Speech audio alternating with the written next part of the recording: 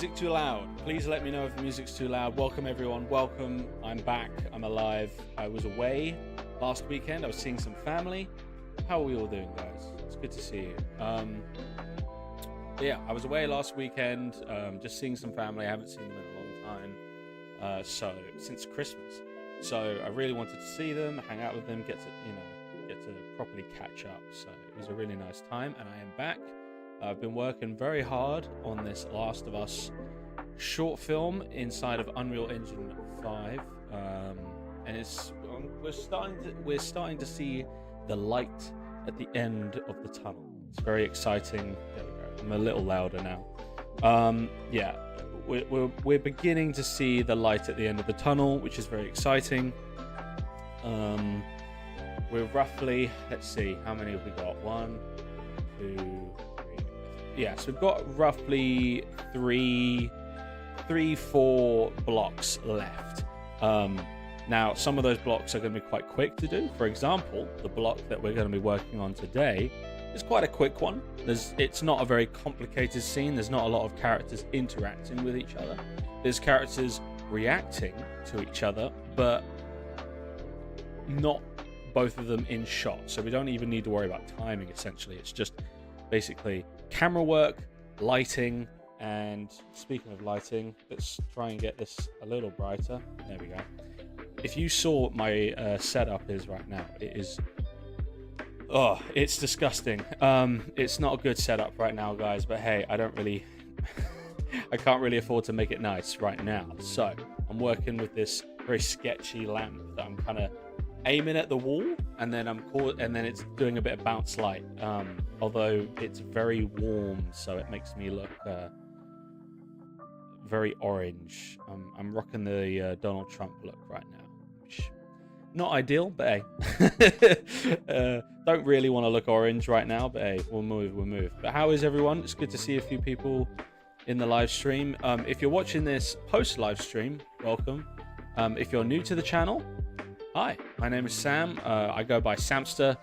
This is the Samster channel, or Samster VFX. And essentially on this channel, what I do is I make short films. Not even just short films. My eventual plan is to make feature films as well. But I like to tell stories. I like to create worlds that both are in worlds we all know, franchises that things. And I love using motion capture and Unreal Engine to bring those stories to life, although I do have plans to explore.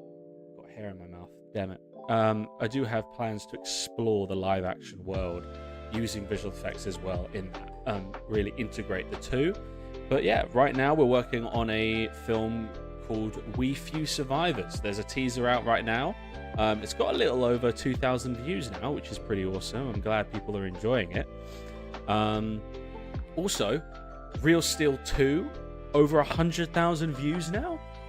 That's insane. Thank you everyone that has liked that video and watched it, or left a comment or anything, positive or negative, because guess what, even if you try and insult me in the comments, it still boosts the video, which benefits me.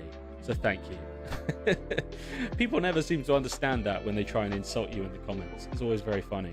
But yeah, so got some cool stuff taken off. Got some very exciting news, more of like a checkpoint for the channel in terms of growth, that I can't say anything yet because it's not like official, like nothing is signed yet. But I had a meeting this week with some very cool people, very cool, and yeah, it's looking very promising. It's looking very exciting. It's going to be a big step for this channel. I think personally, I'm going to look back on it as, and that was the moment that this all became real.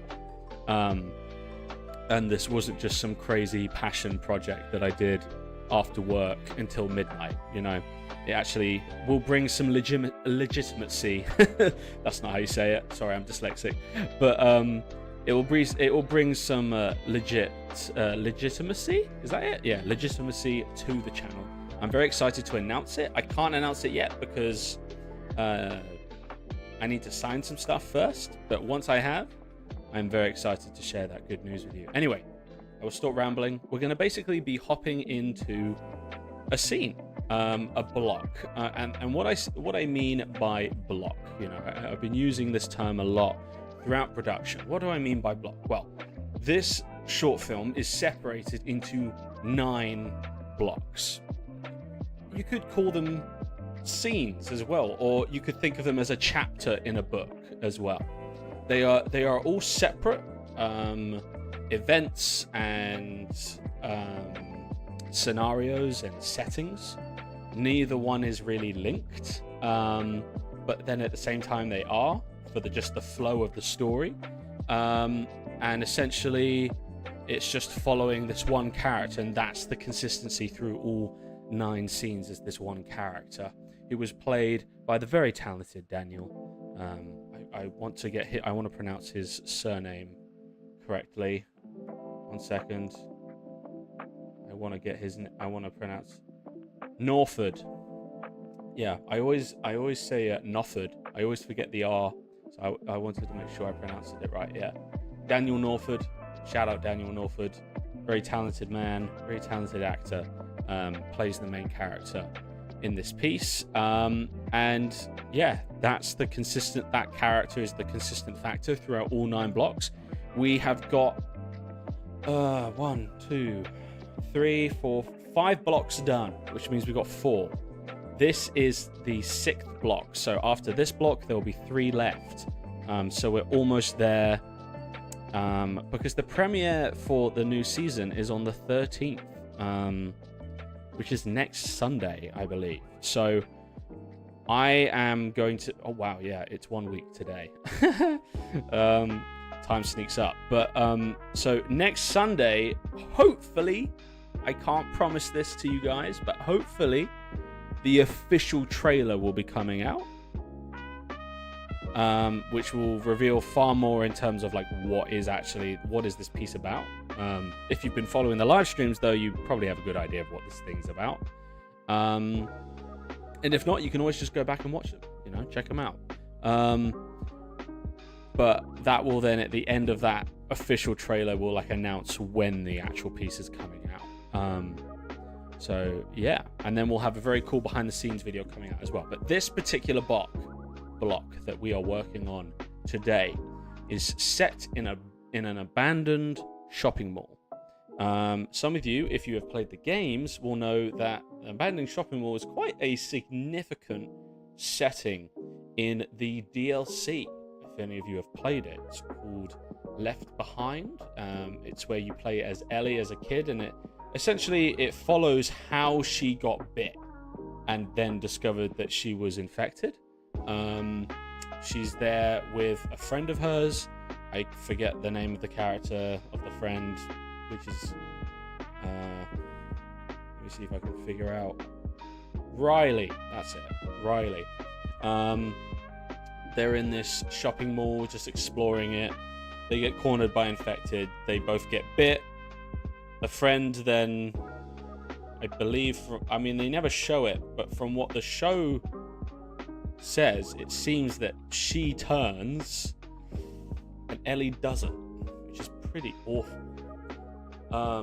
So this scene is set in a shopping mall because this whole piece is meant to be an homage to The Last of Us, right? There's supposed to be multiple moments in this short film I'm making that's going to make you go, oh, that's a reference to this, oh, that's a reference to that. Like, yes, it's its own original storyline that I'm just coming up with, but I want it to feel like this is something that could possibly occur with a character in the same world as Joel and Ellie.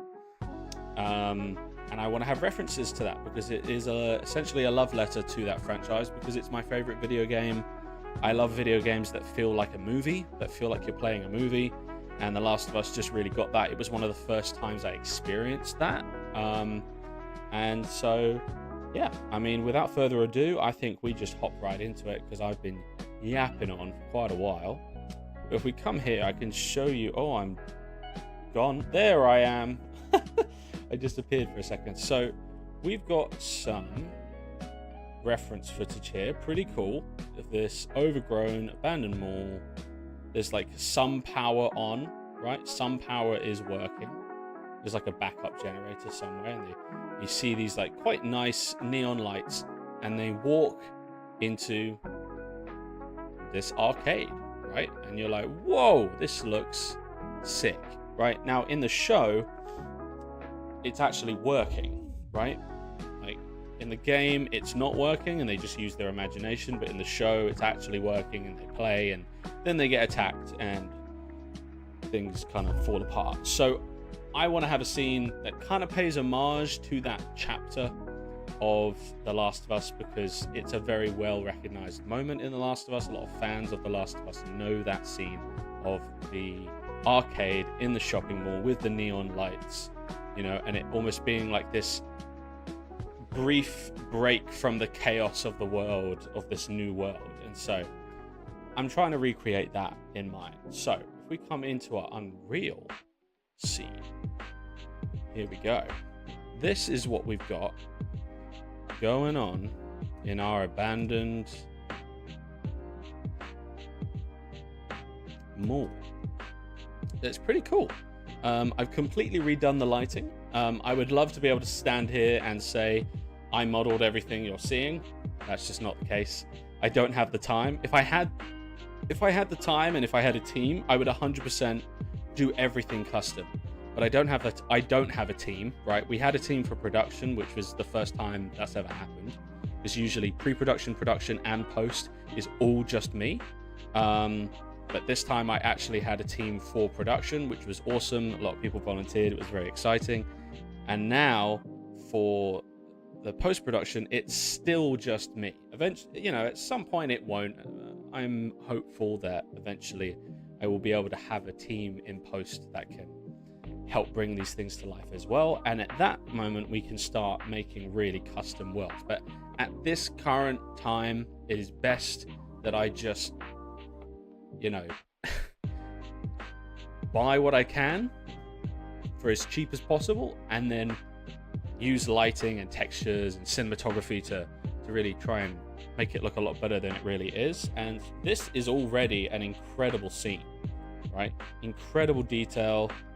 Got some really cool reflections there going on with the puddles. Got like some sort of like disgusting pond water going on here. And essentially I've set it up so that we've got our nice little video games. And I've set up some little arcadey stuff in here, which looks very nice. I don't know how high quality it looks on the stream, but it certainly looks pretty cool here for me looking at it. So wait, there we go. Just making sure. But yeah, it's looking pretty nice. I'm pretty excited, pretty hyped. So this scene is essentially our character here. He's looking very concerned. He's walking through the mall. He's injured. I'm not going to say why he's injured because I don't want to do spoilers, you know. But he's injured. He's walking through the mall, and he comes across this and has this brief pause, this brief moment where he's like, "Oh, that's kind of pretty," you know. Yes, it's, you know, it's not like nature, you know. It's not like the scene with the giraffe or anything like that. But it's still like a nice moment of, oh, this is nice. You know what I mean? This is something cool to come across in all this chaos. You know, this character in the backstory that I wrote for him, he had kids before this whole, I almost said before COVID. Yeah, there you go. But before the apocalypse, he had kids, and they, you know, they loved video games. And so this was almost like a nostalgic thing for him, going to the store, going to the mall, going to the video game center, and they would look at all the video games. And I used to do that all the time with my brothers, with my sister. Like, you know, when we were younger, we would go to the shopping mall, and there'd be the video game stores, and you'd go in, and, you know, we could never afford the games because they're insane prices, but it was always cool to like look at the clips, and there was like an Xbox or a PlayStation somewhere in the mall that was like playing a demo of a game, and you could play it, and so there's a lot of cool stuff here. And so essentially the character is going to be limping along, moving through the mall, comes across this, has like a brief moment of like peace and like, oh, this is kind of beautiful, which then gets violently interrupted by some clickers that are going to unlit mode, which are going to come around here. This is what it will look like, but from this corner it will look like this. So it will just look like they're coming around a corner, because they've heard him trudging through the mall, and he's like, well, shit, and he runs for this door, which then leads to the creepy block. I ruined the delivery. Which then leads to the creepy block. Was that better? No? Still shit? Okay, we're moving on. Just forget I said anything. But yeah, so as I said, it's quite a simple scene. It's mainly just capturing the emotion of the moment, getting the lighting looking really nice, getting the cameras looking really nice, all of that stuff. So, and then also like some slight cleanup of motion capture and so on. So yeah, we're just going to jump right into it. Basically, how these live streams usually work is I'll just work on stuff. I'll explain what it is that I'm doing as I'm doing it. And if you guys ever have any questions, do not hesitate to shoot them into the chat. If you are watching this post live stream and you still have questions, leave them in the comments. I will answer them, more than happy to. It doesn't even need to be a question. It could be, it doesn't have to be a technical question. It could be maybe something, I don't know. It could be about this movie. It could be something about visual effects. It could be something about the channel or whatever, really. Like, I enjoy interacting with you guys. I enjoy hanging out with you guys. This is our time, and it's very exciting seeing the channel grow.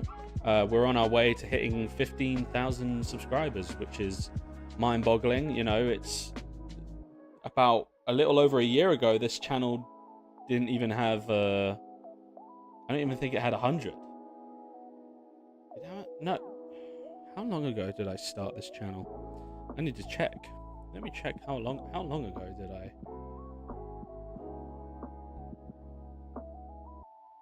Let's see how long ago it was. It was when I posted this one. 1 year ago. Wow. This was the start of the channel. Like, I did post stuff before, but it was never at a level. Like, this is when I actually I was like, you know what? I'm going to give this YouTube thing a go.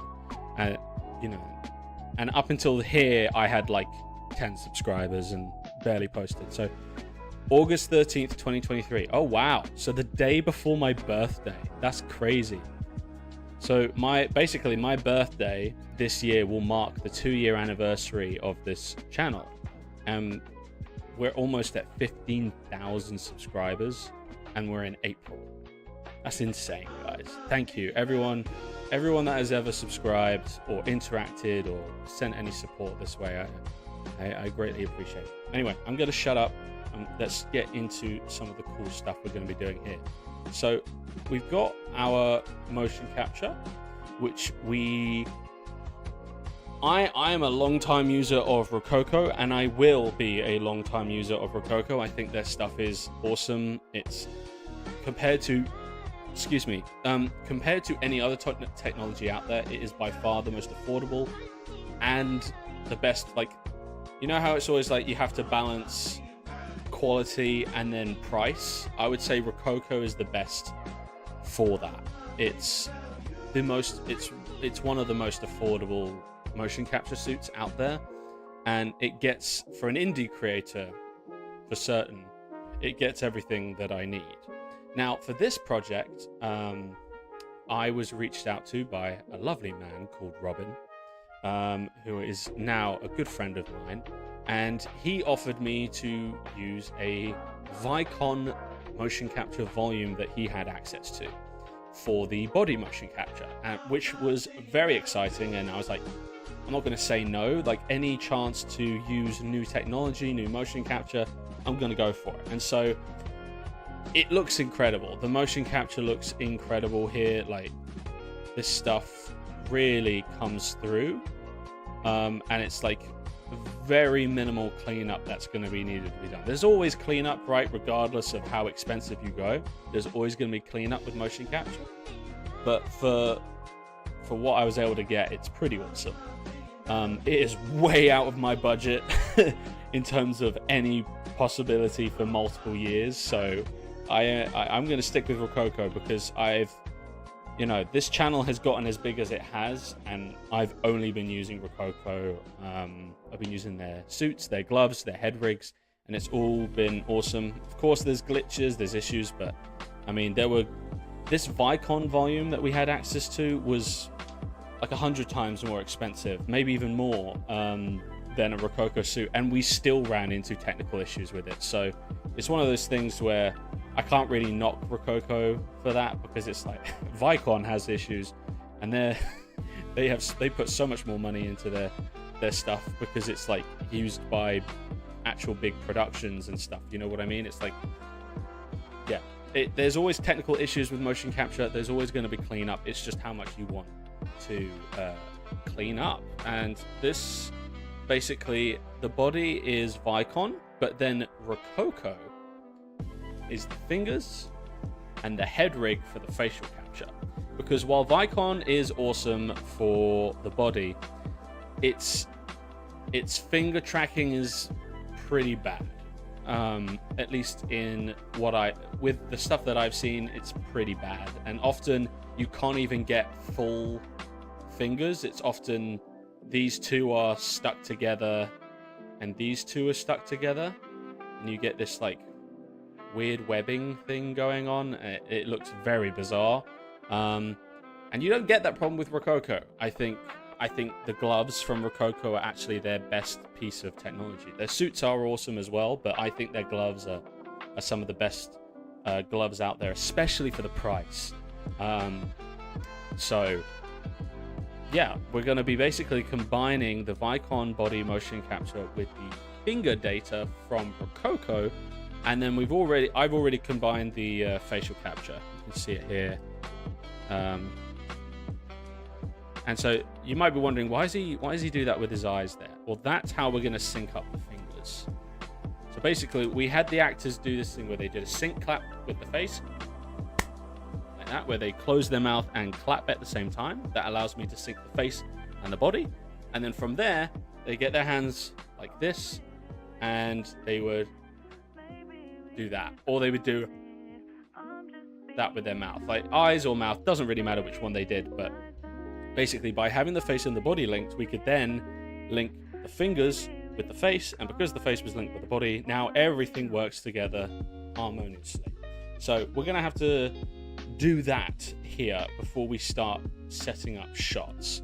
So there's a few things we need to attach to this character. For one, he needs a shotgun here. 2, he needs his hatchet here. 3, he needs his handgun here. 4, he needs his wedding ring here. And then 5, I think it's just getting the finger data, pretty much. I just spilt water all over my chest. That was awesome. Oh, okay.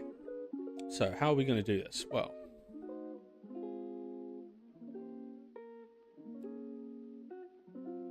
what's the difference here?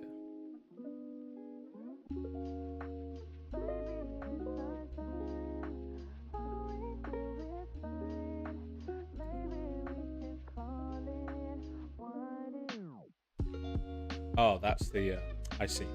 I was like, what am I looking at? Oh no, this is the raw Vicon, and then we had to retarget it onto this. And this just basically allows the mocap to attach to this guy.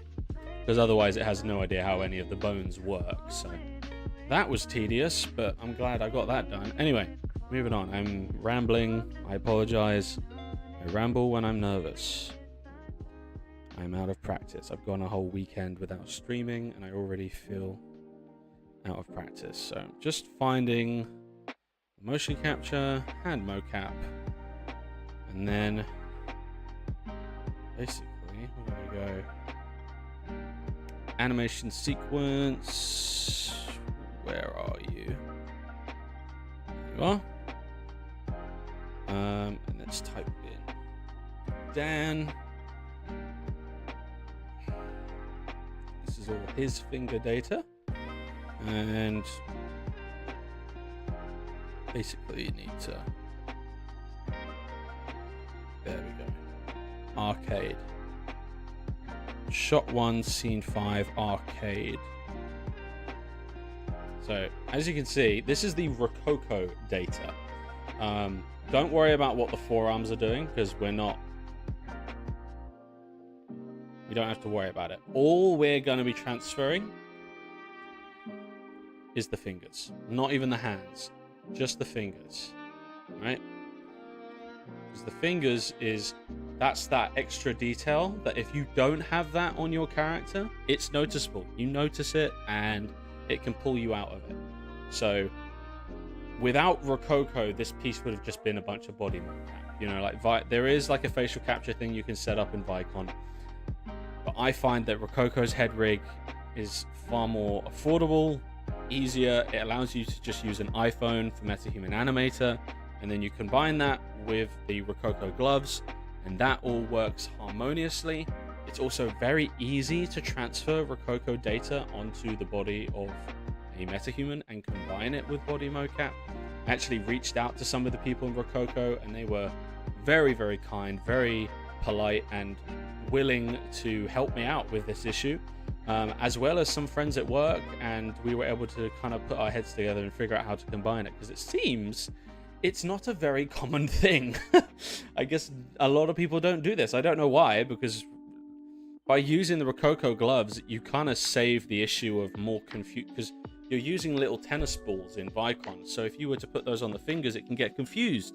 But if you're using Rococo, you don't have to worry about that, because it's a bunch of sensors inside the gloves. Anyway, you can also do like hand ADR, which is pretty awesome. So like, even if you don't have finger tracking data for one scene, you can just put them on, watch the mocap, and just act out with your hands what the character would be doing, and then just transfer that on, and it looks pretty cool. Anyway, so what we're going to do is we're going to bring this in. It's going to take a second, hopefully not too long. There we go. Right, and what we're going to do is we're going to bring in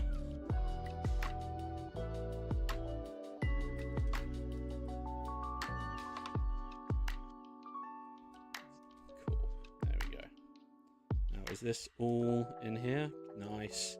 All right, so we're now going to bake this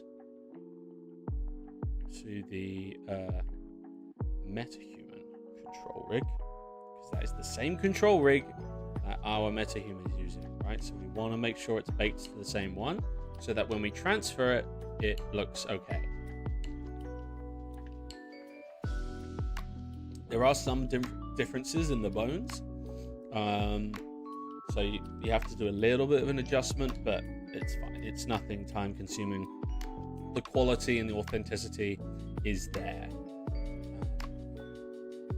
Another thing was I was quite shocked how well the Rococo gloves, we were able to integrate them into, because like it was just the gloves, which meant that we had to lead the wires up the arms of the actors, and then down here, and then into a little battery pack, in order to make it work with the Vicon. And it actually worked really seamlessly. We didn't have any issues. We didn't have any corrupted takes or any weird glitches. It all worked out really well, and I've been using it for every scene so far, and it's looking pretty cool. I'm very excited. So now we have it all baked in right into keyframes. So now this is what we have to do.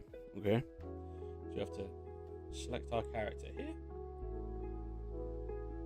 and we're going to type in pinky, and we are going to delete all of these. Oh wait, hang on. No, I forgot. Sorry. We have to. I completely forgot my bad. We have to sync. We have to sync this up first. So you could sync it up after transferring, but I find it easier to just sync it up now so that you can just copy and paste it onto the MetaHuman and boom, it just works. I find it a little more time saving. So let's go like here. So that's when they need to close. So let's zoom in here.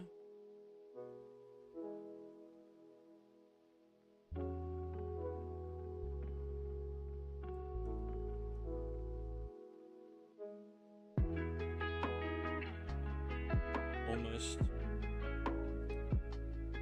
It's pretty much there. That looks pretty close. I'm looking at this hand here, and then I'm looking at the eyes here. Yeah. What do you guys think? I love all your work, man. Keep thriving, making sick pieces. Ah, thank you. That's very kind of you. I appreciate you taking the time to say that. That's very kind of you. Thank you.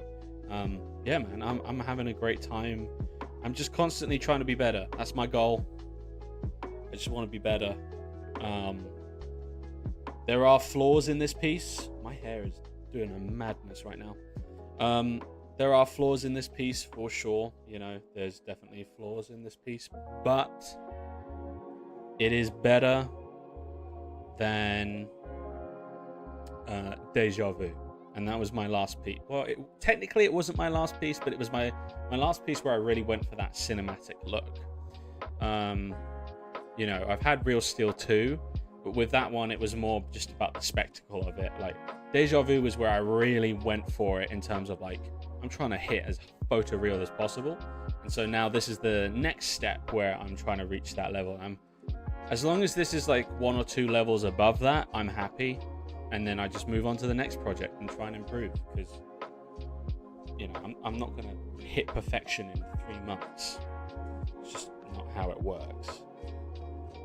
Right. So now we can type in thumb and let us delete all of the keyframes. It. Cool. And then why does it extend them all out like this? I don't like how it does this. Okay, so now we copy, and I forget. I think I have to. Do I paste it here, or is it? No, it's not. Look how big his thumb's gotten. I will. I think it's here. Nice. But that is offset. So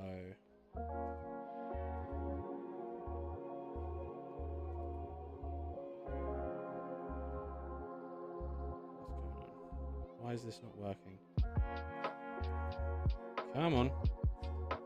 We're just going to get rid of those.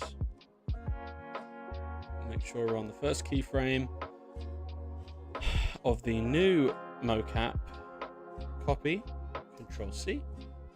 Then you come back to this base layer, not your additional layer, your base layer. And Control V, and boom, paste. And we're basically just going to do this for everything. That thumb was terrifying. I accidentally pasted the keyframes on the additive layer, and so it just enlarges it. I don't know why, But I discovered that, but if I paste it into the original one, if I delete the keyframes here and paste it in here, it works fine. Have you ever dived into game development, or is your thing just strictly VFX? So I would say my thing is not strictly VFX. My thing is strictly storytelling. I love to tell stories. I love to create worlds. And visual effects and CG, that is a medium for me to convey that, and to convey ideas that if I tried to do them the traditional Hollywood way would cost millions and millions and millions of dollars, which I don't have, obviously. Whereas, with fully CG, I can put a character in space if I want. I can put a character in a post-apocalypse city if I want.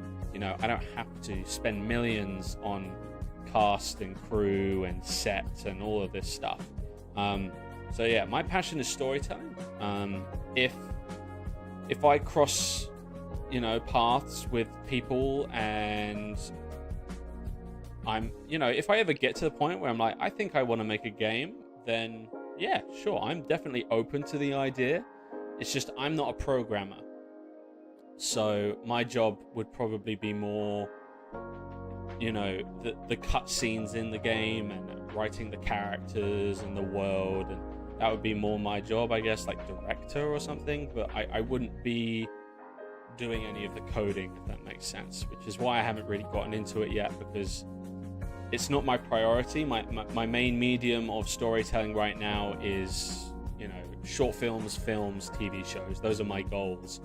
But yeah, if something came down the line where I was like, oh, we could make a game about this, and I'm with a team of people at that point, and we all seem like it's the right move, and as long as the goal is always to tell a good story and not chase trends and chase clicks and views and stuff like that, and it's about actually making something cool that people will enjoy, then yeah, I'm all for it,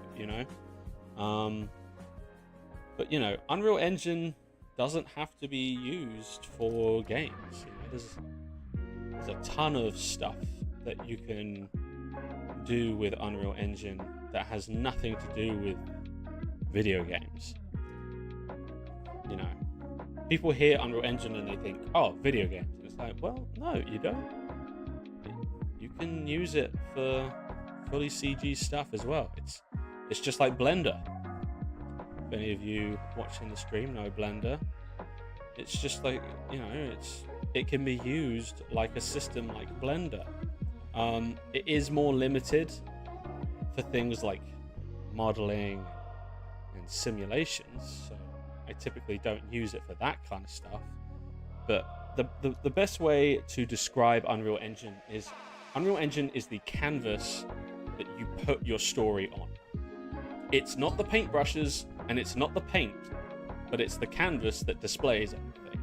So, quite often you'll see when people make stuff in Unreal Engine, they've actually done a lot of the work in other programs like Blender, Cinema 4D, 3ds Max, Maya, Houdini, and then what they've done is they've brought that work into Unreal Engine to take advantage of the real-time rendering, and then they go from there.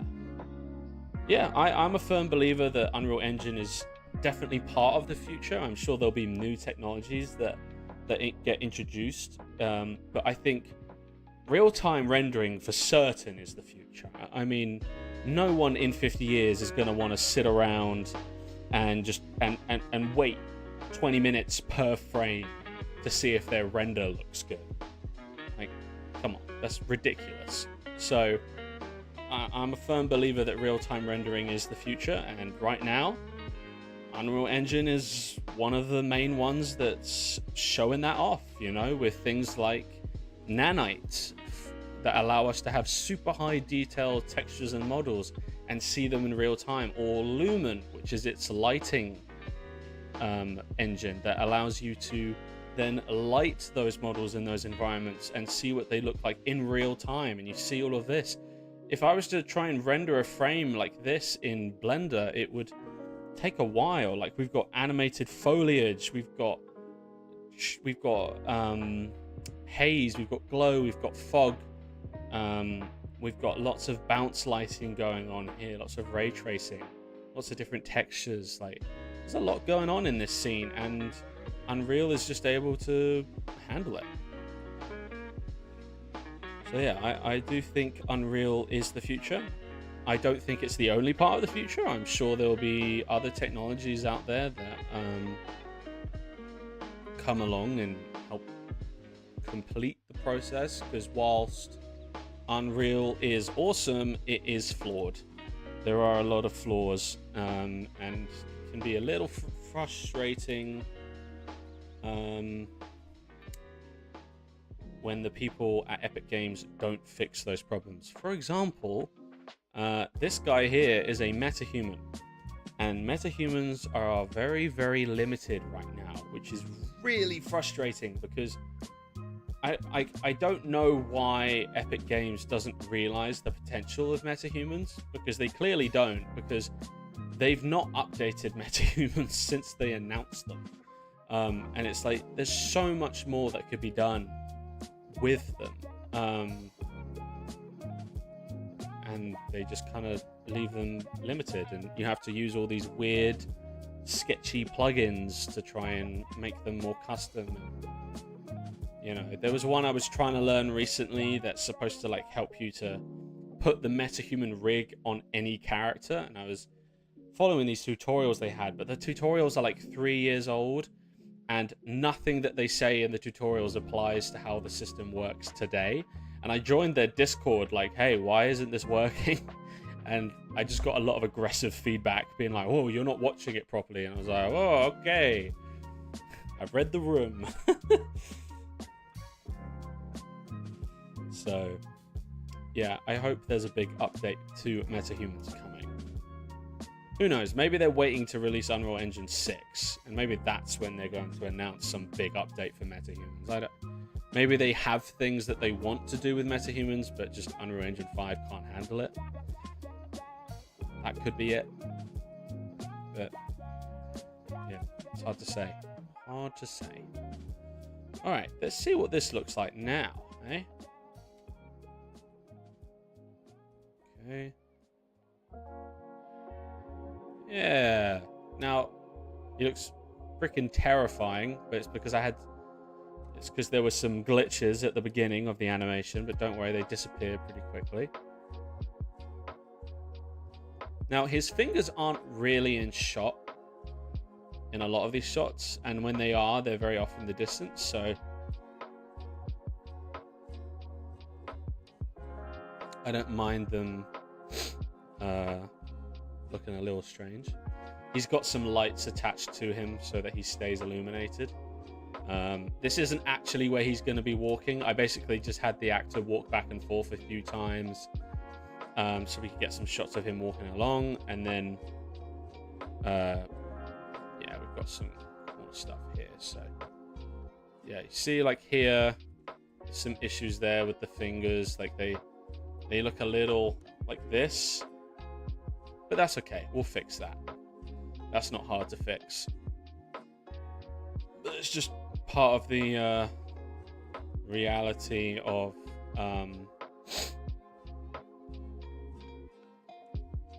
mocap. It's just, there's glitches.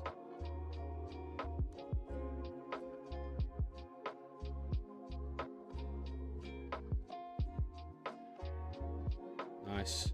Cool. Yep, that looks fine to me. So now we're gonna attach a bunch of things to this guy, because he needs a shotgun, he needs an axe, he needs a pistol, and he needs his wedding ring, which will all become clear when you watch the piece when it comes out. We'll soon see what the future holds for sure, but this piece looks good so far. Thank you, I appreciate it. Yeah, I'm trying to get it out as the new season of the show comes out.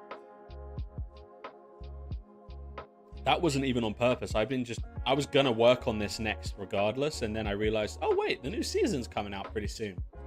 Oh, that lines up pretty well. And so now I'm just crunching. Like, If this wasn't coming out in April, I'd probably wait until the end of April to release this so I could really take some time. But yeah, crunching, a lot of late nights, but we're getting there.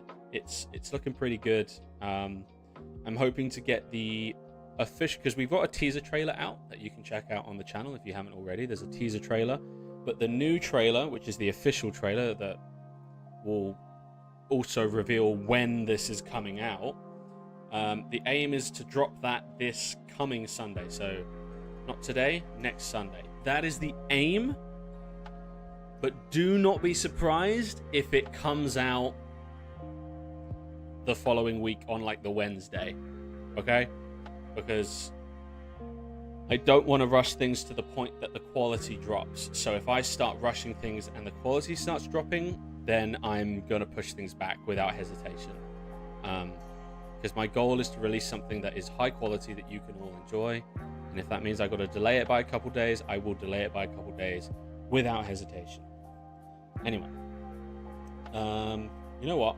I am going to go to the toilet really quickly because my housemate was using the shower, so I couldn't go before the stream. So I'm going to go really quickly. I will be like 30 seconds, maybe a bit more. So don't go anywhere. I will be back very soon, and then we will start attaching all these weapons and post-apocalyptic equipment to this character, okay? So stay around.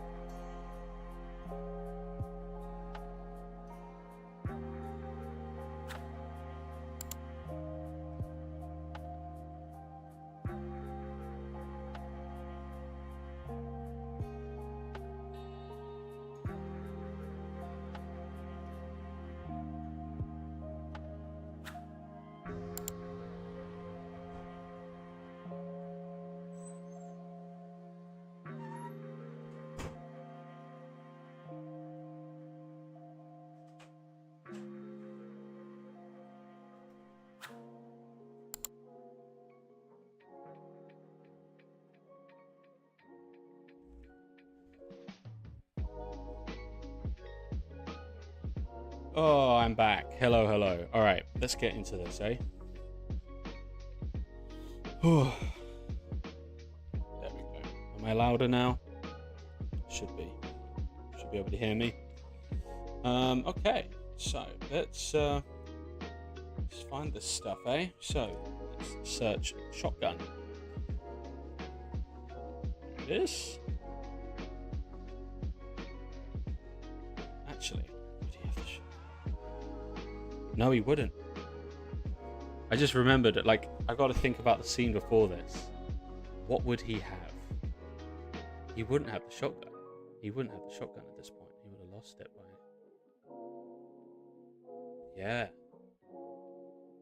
Yeah, no, shotgun's gone bye-bye. Shotgun's gone bye-bye by this point in the movie. I won't say why. Alright. Let's bring in the axe. This guy's still around.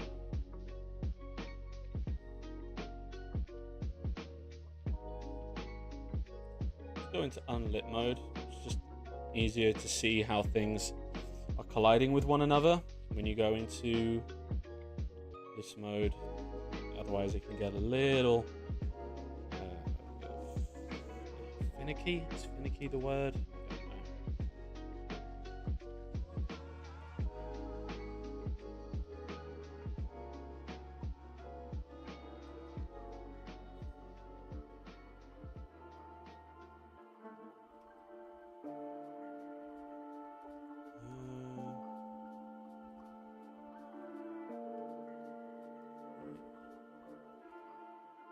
Yeah, that looks fine.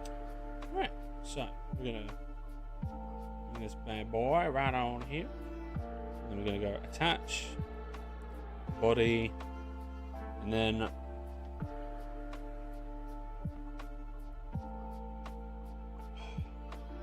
what am I gonna attach it to? I think it's I'm trying to remember what I usually do.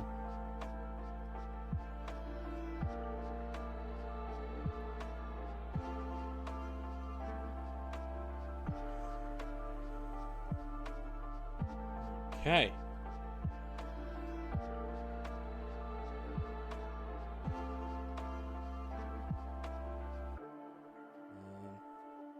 That's cool. Looks good to me. He doesn't have that anymore, but he will have a gun in his holster.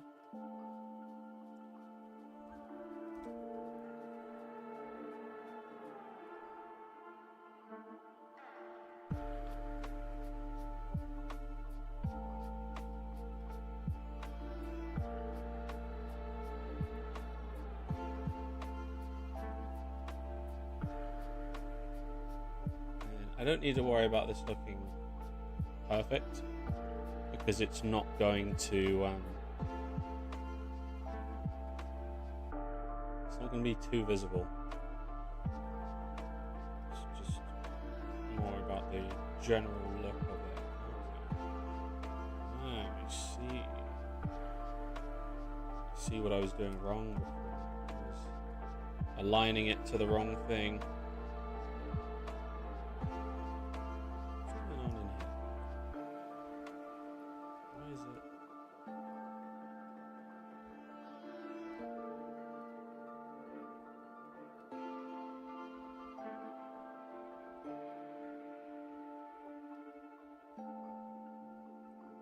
Yeah, that looks fine. Okay, so, I mean, it doesn't really matter because it's going to move once I do this. And the reason it moves is because when you attach it to something, it, for some reason, the bone that you attach it to becomes the point of origin. And that means then all of these numbers over here are then no longer working from the world origin, but are actually working from the origin of the bone, which is why it moves. So then you have to reset its location, and it pops right back, and then you have to reset. So it's going to be thigh right. Reset. And I'm going to do this. Sir, seems you've got a little kinky in bed and you've got a gun inside of you.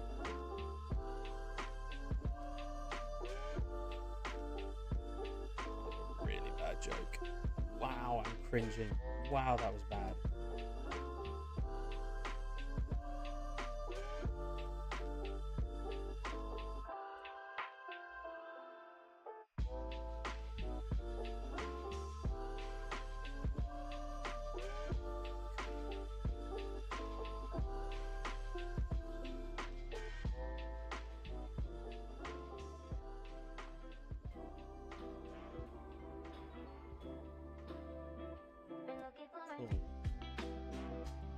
And I think the last thing is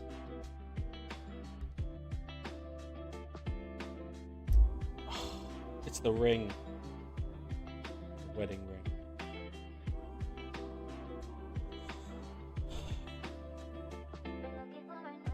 Uncle, yeah. What up, bro? What's up, man?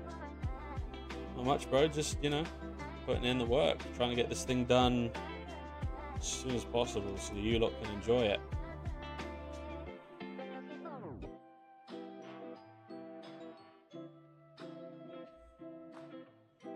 We're getting there. We are getting there.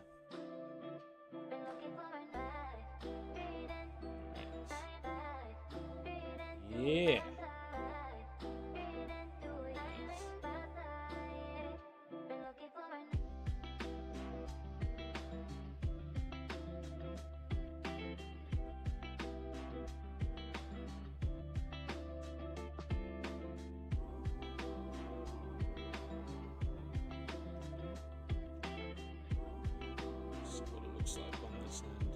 Whoa.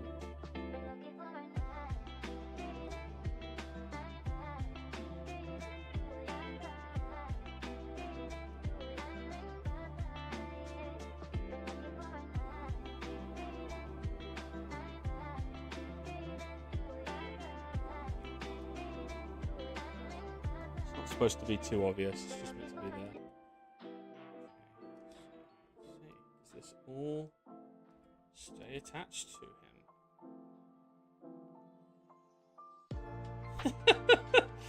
Oh, it's so funny, the glitches that happen at the beginning of mocap, man. It is hilarious. Alright, it's all moving appropriately. Yeah, I'm not seeing anything weird. How about the gun? Is the gun there?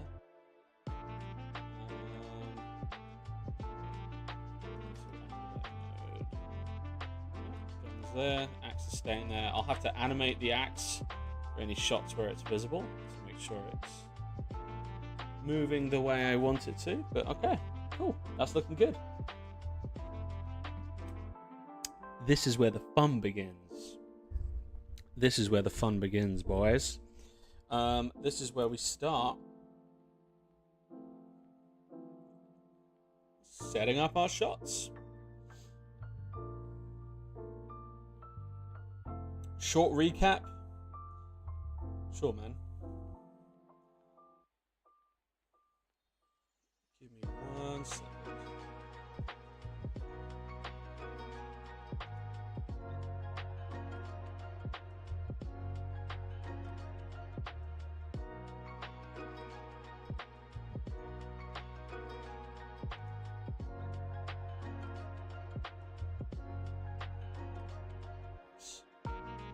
Just hide him. Hide him away. And then also, as well as that,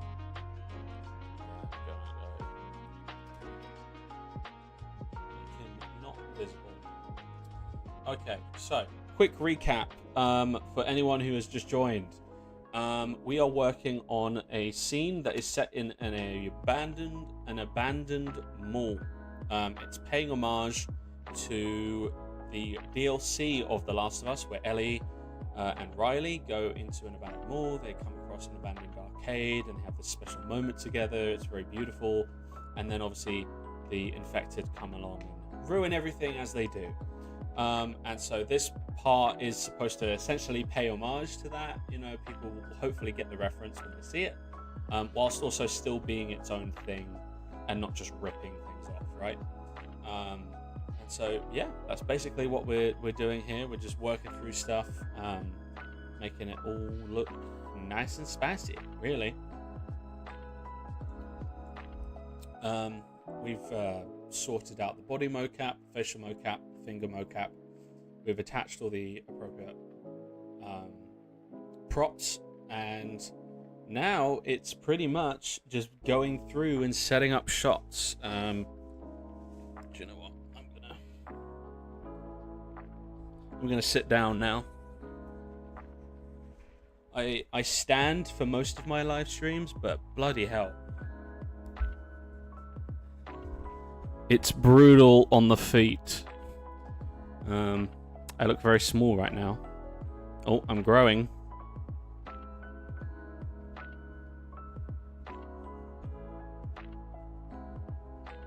Growing too much now.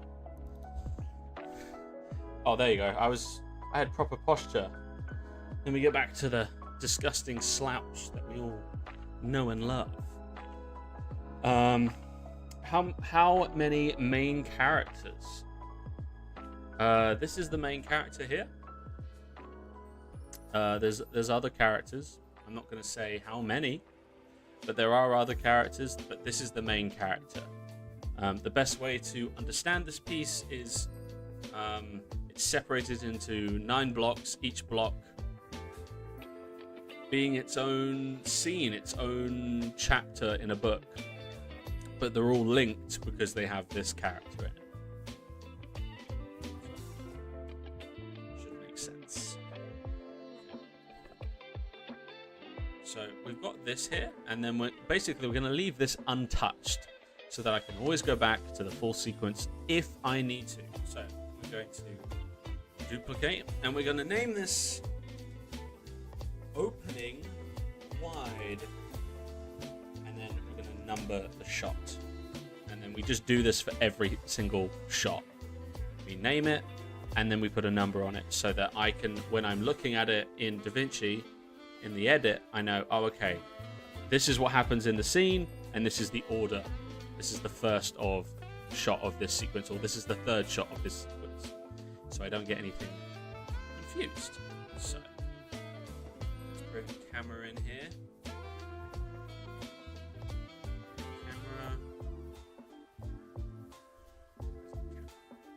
There's our camera. I'm gonna adjust this. I'm not really that visible. I'm slouching too much. This is the problem, guys. I'm slouching too much. Alright, that's better.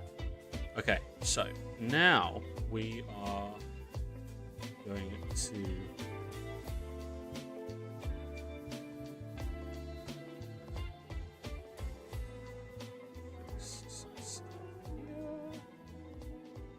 nice.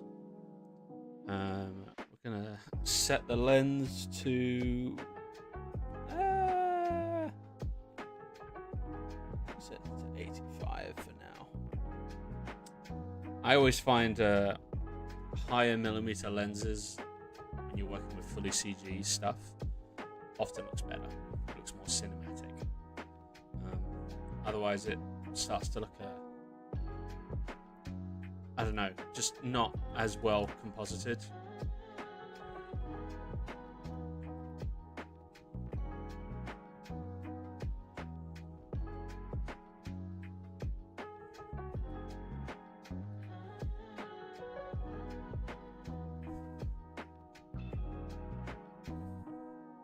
Okay, for this shot, I don't need to worry about him because he's not in it.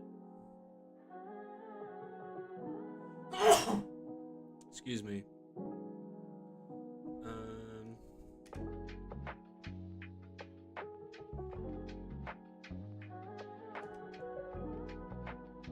Let's go 5 seconds.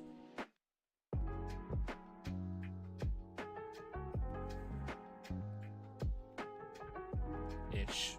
It's a little over 5 seconds, but that's all right.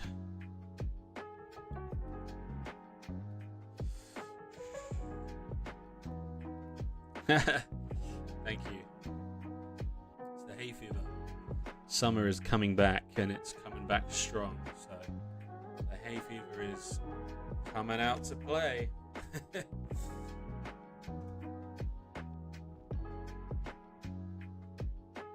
How many percent done? This is the 6th block, which I'm hoping, I won't finish it on this live stream, but I will finish it today.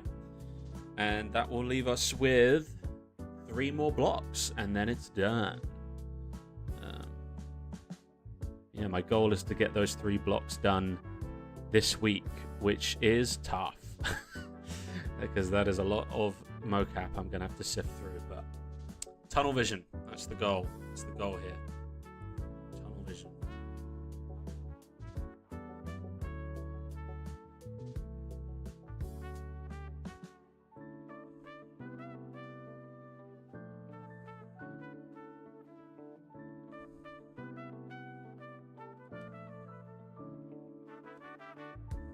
It's a little too quick.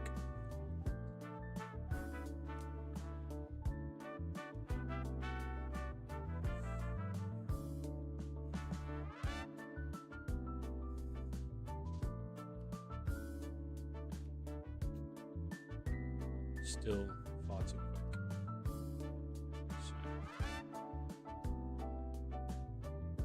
So, let's do something like that.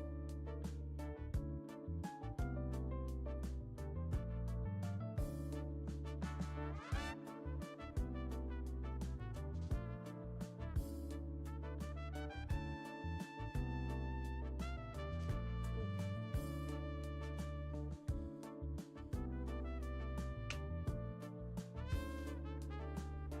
Dub? Yeah. Dub. Okay. Let's add some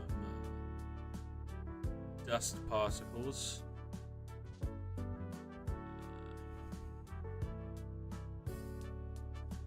Where did I put them?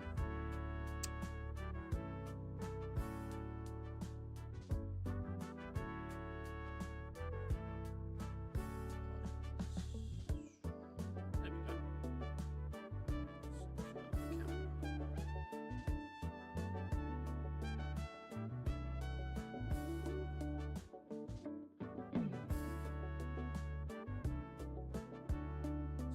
Put a lot of dust here. More the better. Dust particles always just add more ambience. I mean, they're subtle, but if they weren't there, you would see them. I don't like the sky.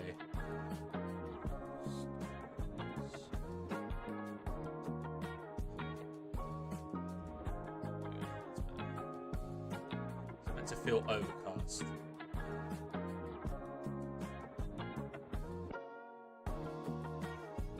And this is just what it looks like in Unreal. Once I do all the post-processing inside of DaVinci, it's going to look way better.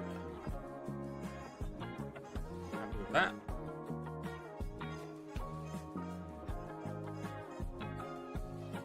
I know a lot of people... I'm not doing this the way you're supposed to. Like, you're supposed to have a storyboard, but... I don't know, man.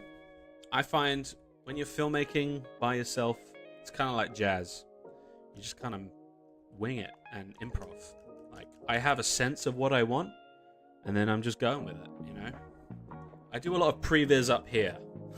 I've got quite a vivid imagination, so I don't need it drawn out all the time. Especially because it's fully CG, I can experiment with stuff, and if I don't like it, it's not like there's a crew around me going, hang on, Sam, you need to hurry up. I don't have to worry about that.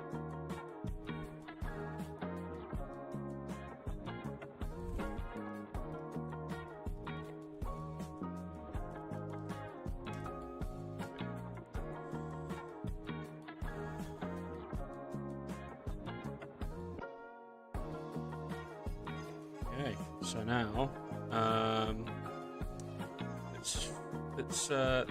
let's now not worry about the camera, but let's worry about this guy. This guy right here.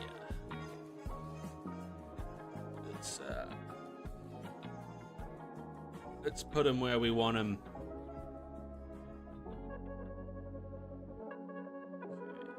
Okay,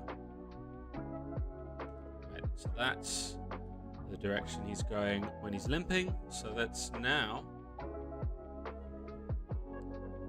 move him so he's out there. Basically, I want a really wide shot like this. Let's have him walking through it. It's going to look pretty sick.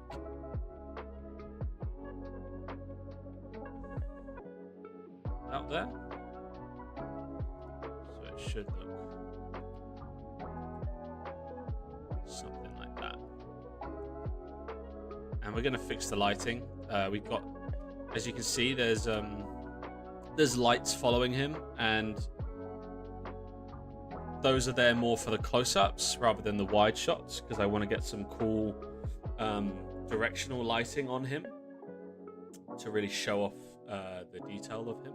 Never use flat lighting when you're using a CG character. Always go with directional lighting, because it helps show off the detail, and the contrast between the shadows and the highlights help it look more real.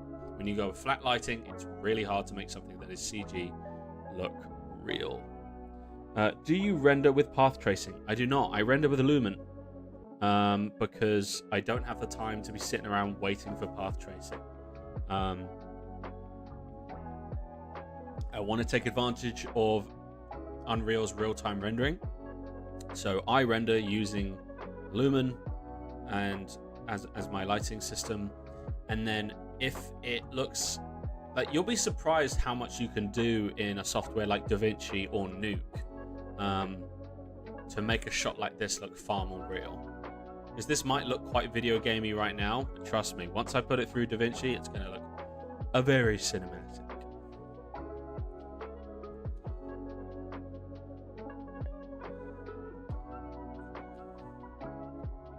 So where does it start?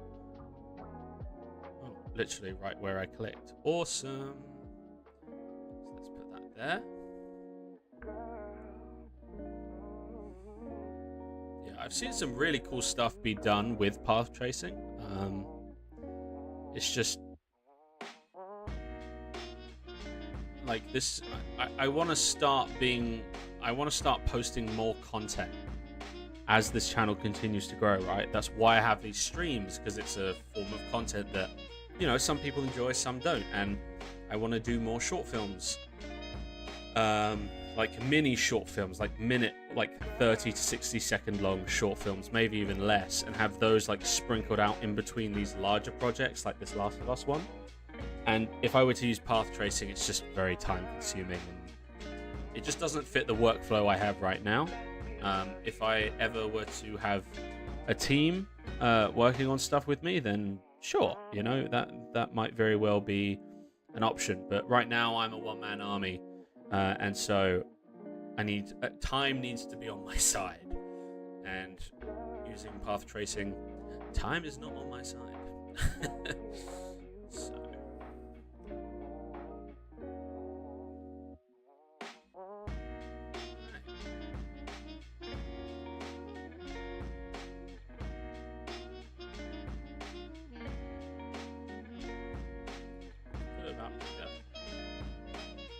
and then we're going to go to a 50. Wow, let's go at 40. Nice.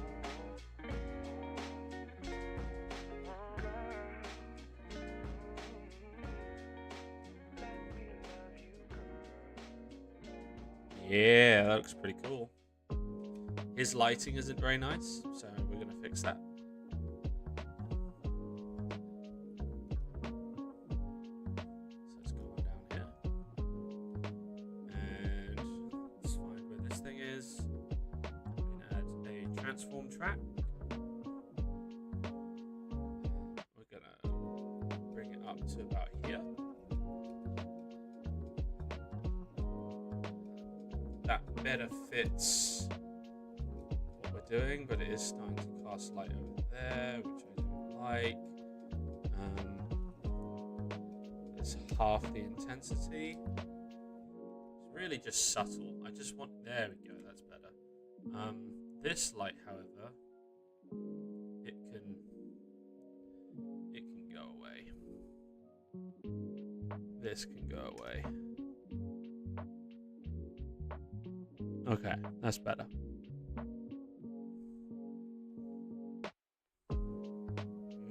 Very moody.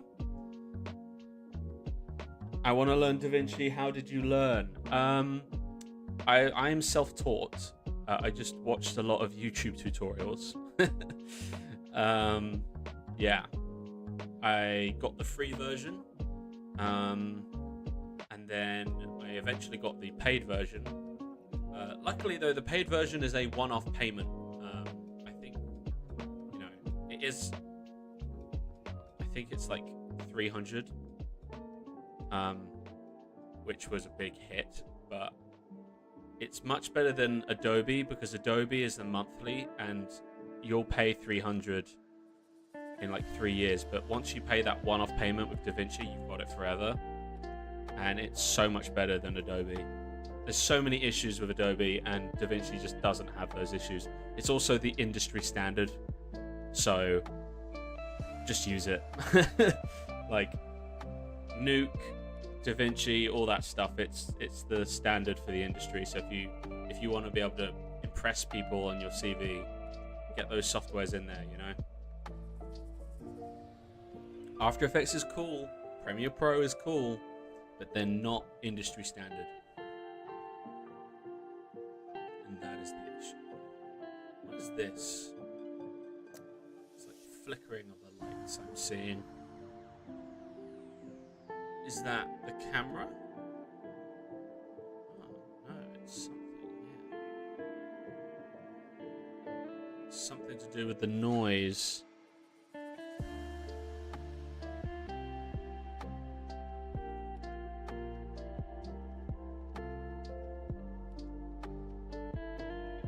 Interesting. Yeah, I'm seeing it there.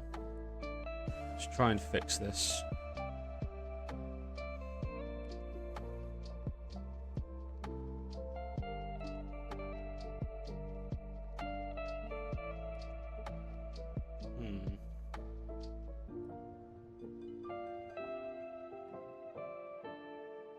Is it nanite? It might be nanite. If it is, that's okay, because I have... I mean, let's test if it's nanite. It could be. It could be.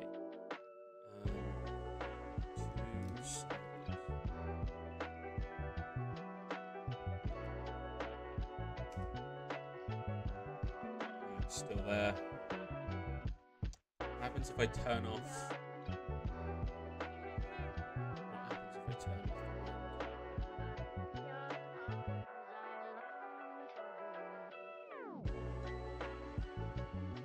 Oh.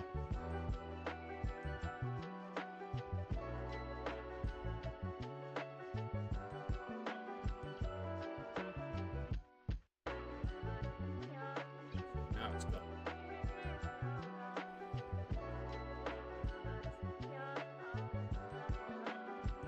Yeah. It's always an issue with this wind stuff sometimes. It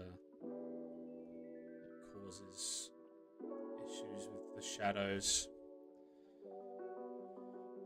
I stay away from it personally, unless it's like mega scans. It's better. See, it's like a little bit of, because we're in a building, right? I mean, there would be some wind, but nothing noticeable on this scale. Oh, oh, I forgot. Oh, it's so stupid. I forgot one thing. I forgot one last prop. Okay, it's okay. It's...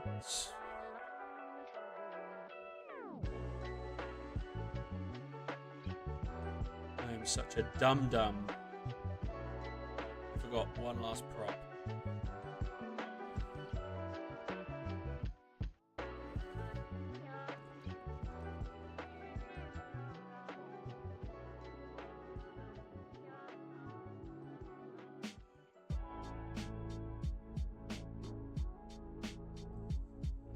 Bloody flashlight. One of the most iconic parts of this damn franchise is the little torch that goes on your chest strap that you have to shake your remote to keep it alive. And I almost bloody forgot it, like an absolute moron. How did I manage that, man? Come on, Sam. Switch on, you daft prick.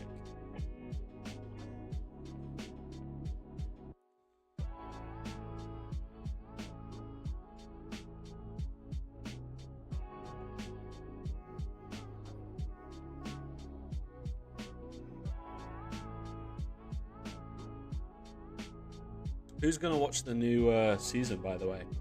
It's coming out next Sunday. I know the game was controversial because of a certain someone who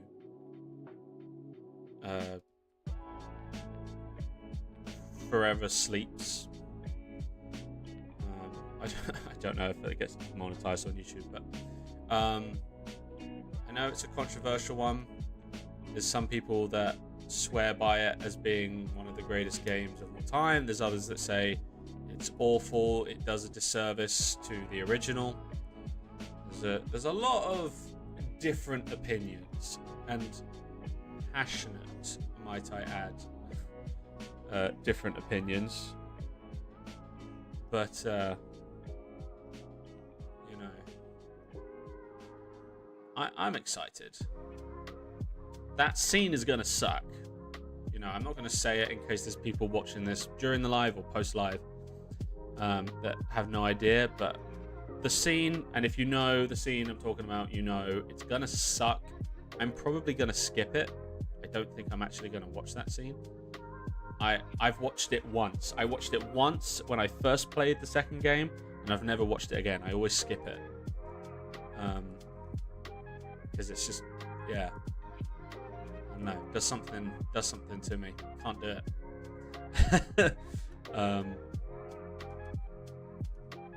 But I think it's going to be a cool piece, you know. Nice. That looks pretty cool. So now the next step. Again, here I am being an absolute moron, forgetting multiple things that I should know to attach to this guy.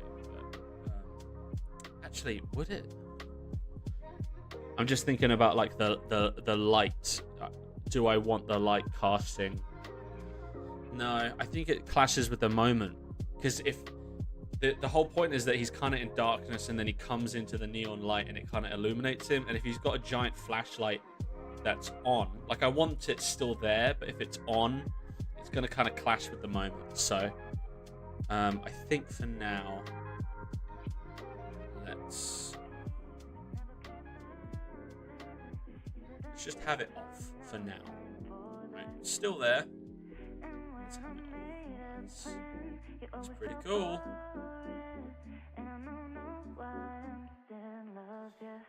Who's gonna make sound effects and music for this?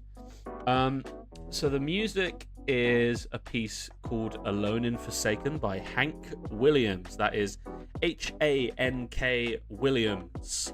Alone and Forsaken. It was used for the first trailer of the first season. It's a very nice piece. And I've got a very good friend of mine who's going to be helping me with sound design. His name is Linus. I work with him. He is a incredibly talented man, incredibly talented editor, incredibly talented sound designer. He just knows how to do it and how to bring attention to what needs to be brought to. Like I'm all right at sound design, but he's just on another level, and sound design can make or break a piece, and I don't want the visuals to be awesome and the sound design to be shit, you know, because it would just ruin it for so many people, and it would break my heart if the sound design gets in the way of you guys enjoying this. So yeah, he's going to be helping out with the sound design. Yeah, I am looking into getting a cover of Alone and Forsaken, because I think I did a test with a short that I posted on YouTube, and I used Alone and Forsaken, and the video got blocked. And I don't really want that happening with this piece, but I don't know if that's just the shorts, you know, that might not actually apply to the actual piece, because lots of people have posted that song and their videos haven't been blocked. So I think it's just to do with short form and not long form, and also the fact that the music isn't the only thing. There's going to be tons of sound design on top of the music. So I'm hoping that kind of balances it out. But if I do an upload test, you know, where I can check if it sends up any green flags. Sends up any red flags. If it does send up any red flags, then I know to just, you know, figure out getting a cover of the song. But yeah, it's a good piece of music. We're going to be trying to use a combination of a dramatic, cinematic version of the song and then the classical version of the song, depending on what's happening on screen. All right, so I'm happy with this. So let's now duplicate and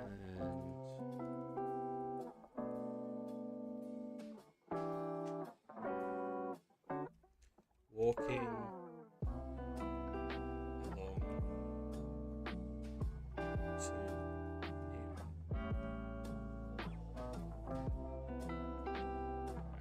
So this scene is now where we need him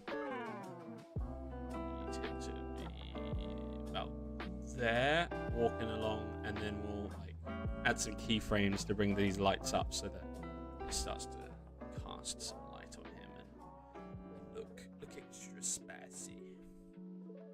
This is one of the more simple scenes. So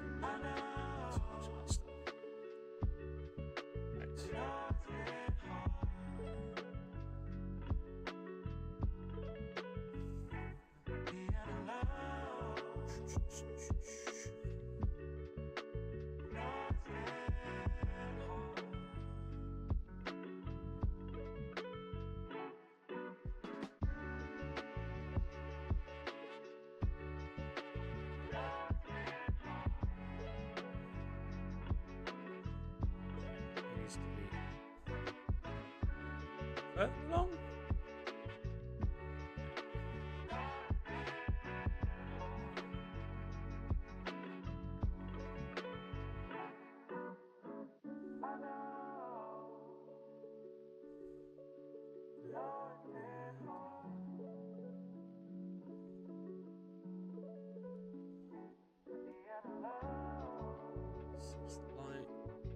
We'll make the light kind of slowly come in rather than just be there from the get-go.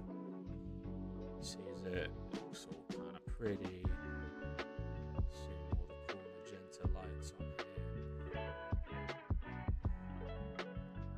I'll cut this down, obviously. There's something. Looks over this way. He's like, what is that? Obviously the lighting is terrible right now, but we're gonna make it better. He sees it. He goes, oh shit!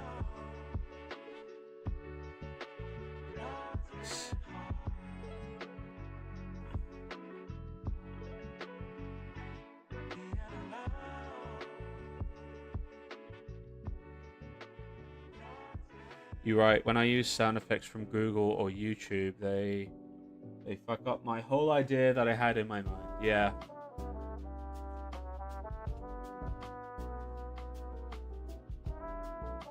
Sound design's key.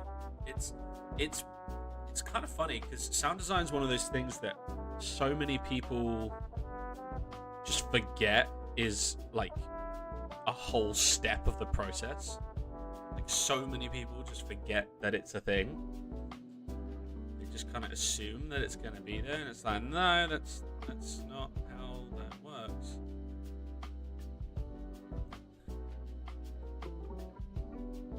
I always find it funny. I have to educate people sometimes, you know. Right. Let's bring this back. Let's bring this to like a 105.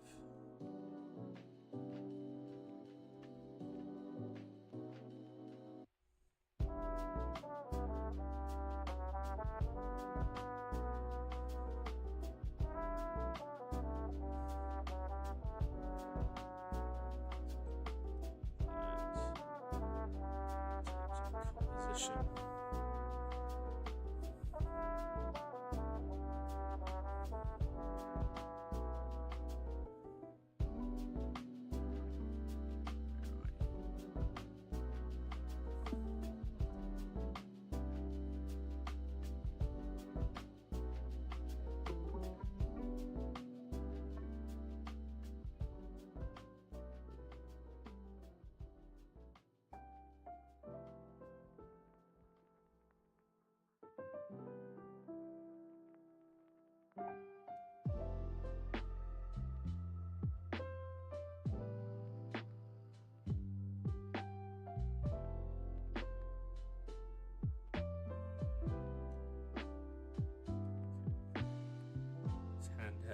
Is far too subtle, so let's up it a bit, eh?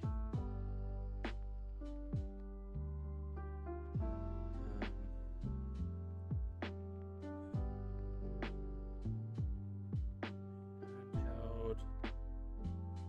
Let's find it. Handheld, subtle.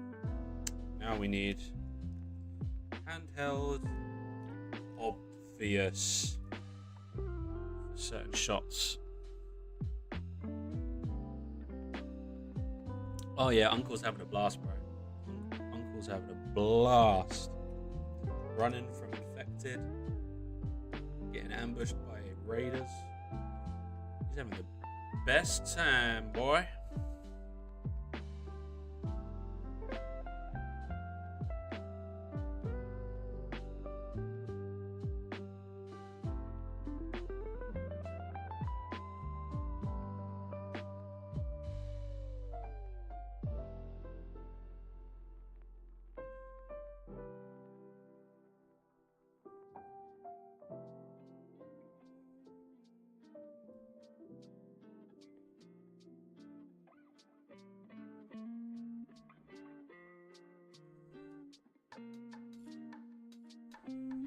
That's too far over.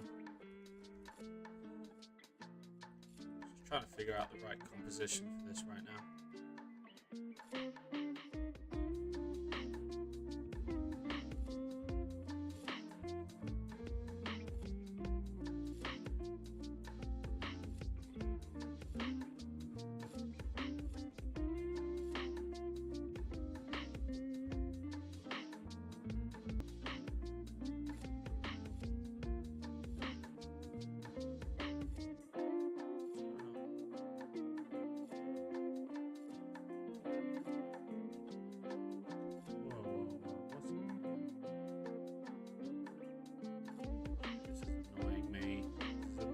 Me.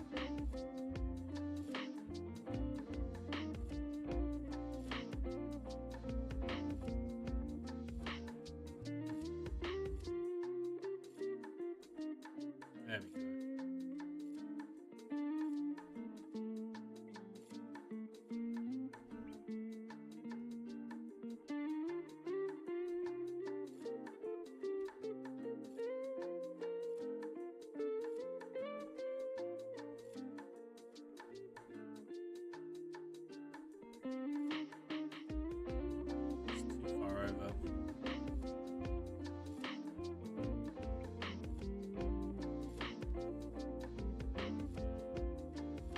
There.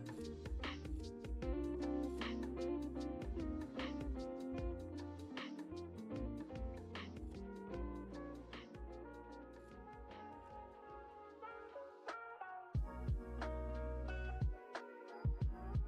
about here that this needs to start coming into effect.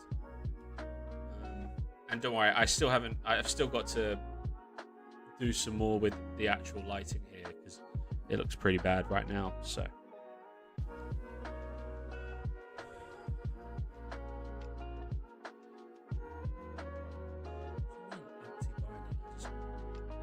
clicked on it. Come on. There we go.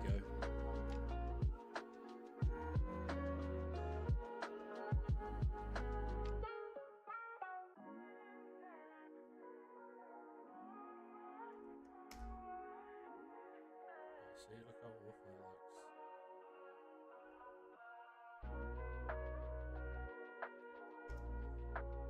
Oh, way too much. Something a bit more subtle.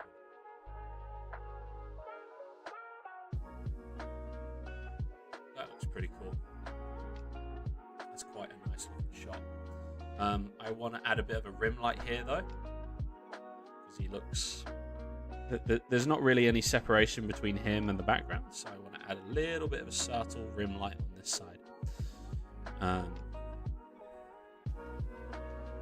First off, let us what was I going to do? Oh, that was it. Sus Radius. Do anything for it? It does. It just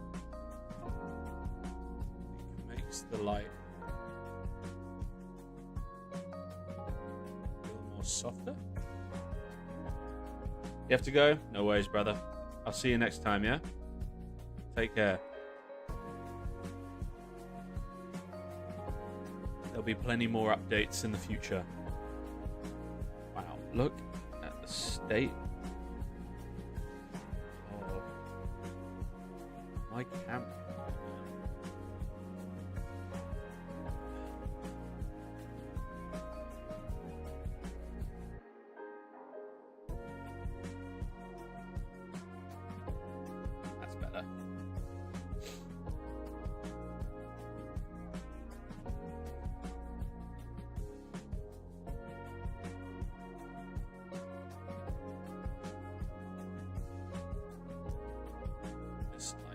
is this light doing for us?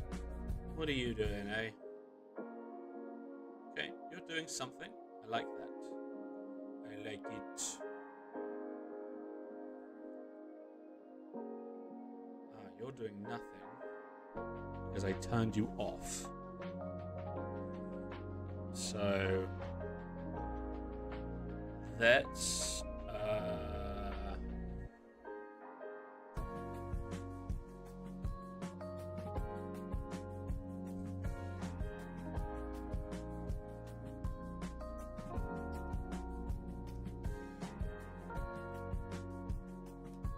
good.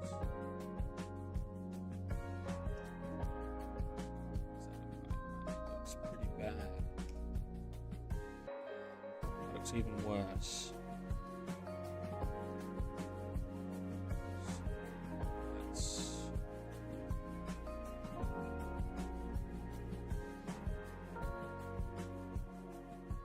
The idea of a rim light. Rim light's on the wrong side right now.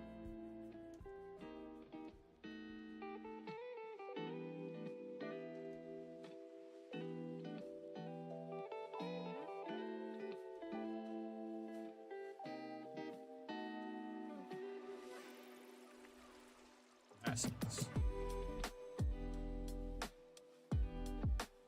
That's much better. See how much more cinematic that looks? This is with those lights. This is without. Without. That's how much that lighting is doing for us. And then like back here, for example, without, nothing. With that, nice. My only issue is this light. Is it this one?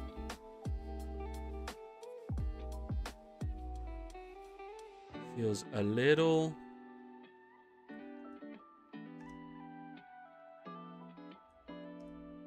harsh. Let's soften it. Yeah, it's this is the thing. It's just like you just gotta. Lighting is one of my favorite things to do as well. It's just very fun playing with it. You just start to get some really cinematic looking stuff, and like again. This is without any post-processing. This is without additional motion blur, chromatic aberration, lens distortion, film grain, radial blur, vignettes, all the the color grade. Oh, the color grade! Like, so this is going to elevate to another level once I apply all these things to it in DaVinci.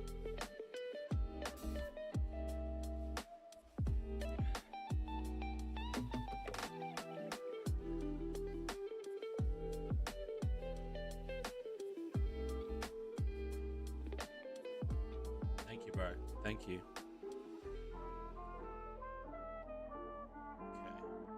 So this is where we need to set up some extra cameras. So let's duplicate this guy.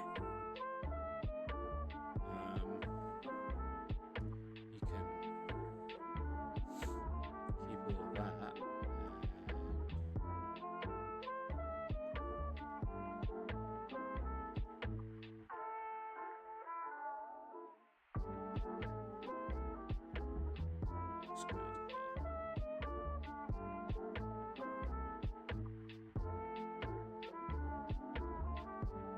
Something kind of up, looking down at him, because the idea here is we're like where we're like, what's he seen? And that's what this angle is, and then the next shot is you see what he's looking at.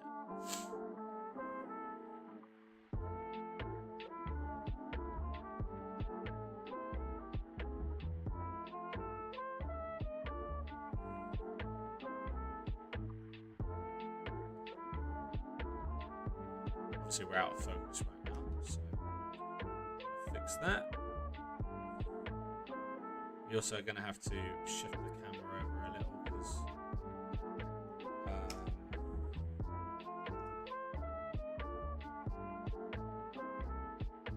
it doesn't align with where he's looking.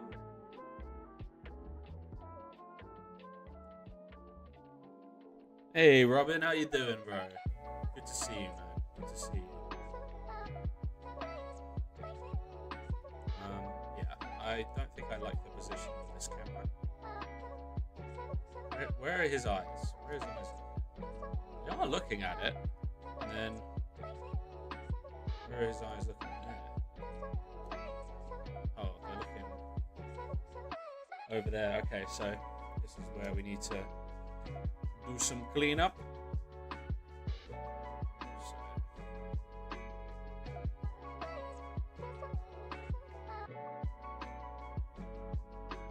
Thank you, man. I appreciate it.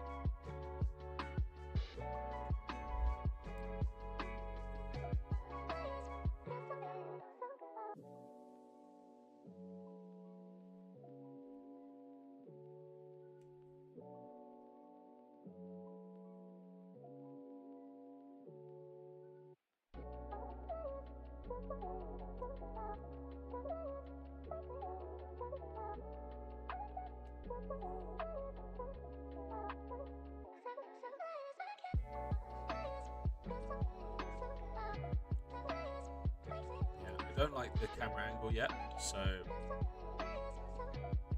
we'll figure it out.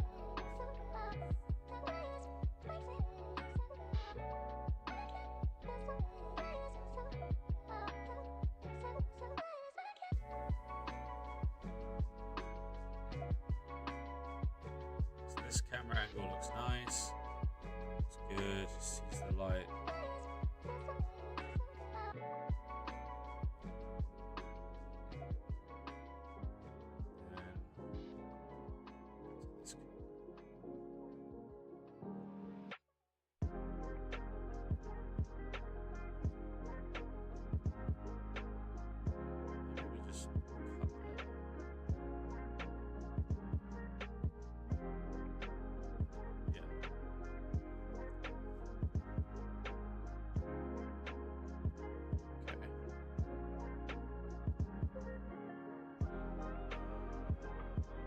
Duplicate this again.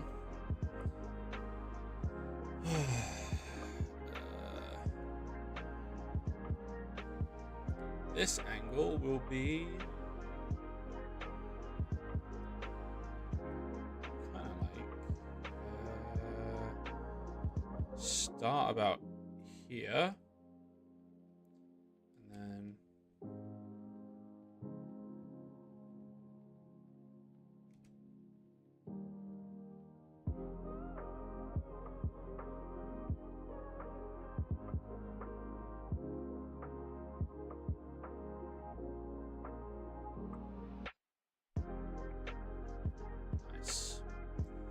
very nice. Let's hone in a few things here.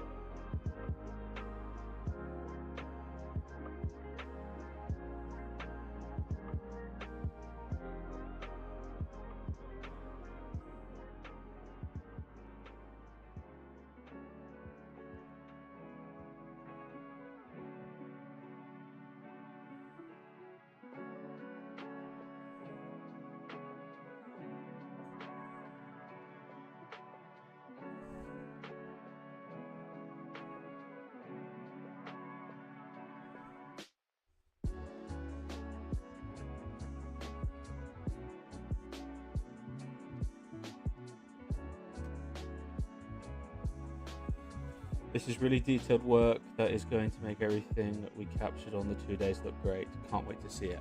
Thank you, man. Thank you, brother.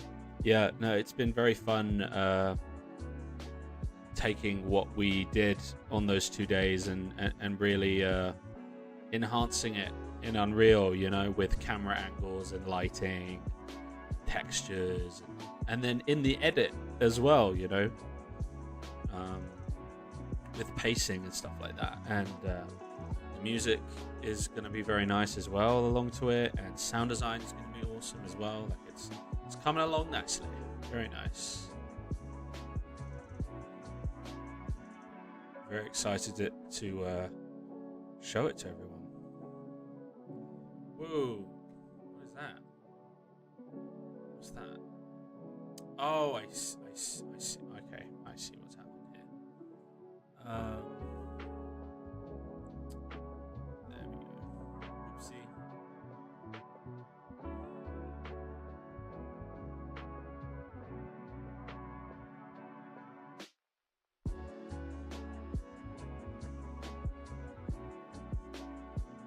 Obviously, the fingers need to be fixed there. Looks pretty nice.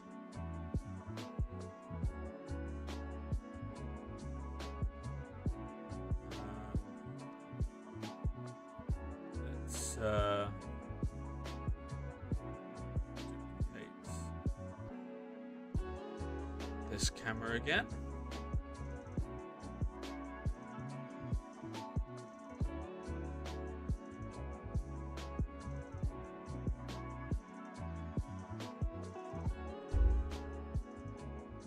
This is clean. Thank you.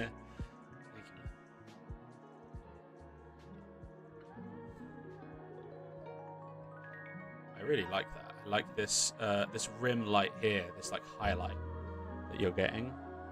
It's very nice. Woohoo! Yeah.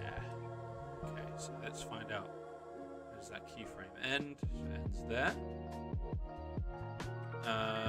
And then we jump into this camera. And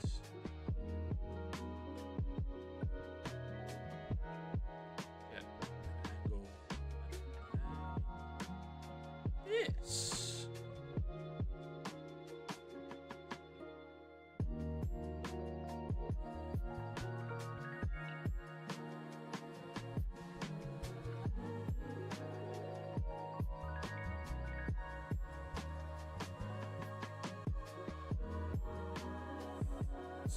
Let's have it move in a little more. I want to feel that movement.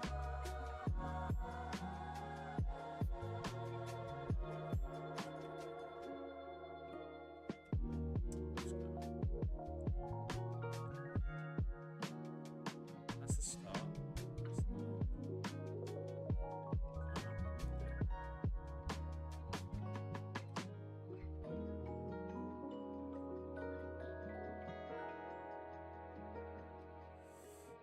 Actually, I do prefer it being a little more static. Being a perfectionist over here, people. It's what makes this stuff.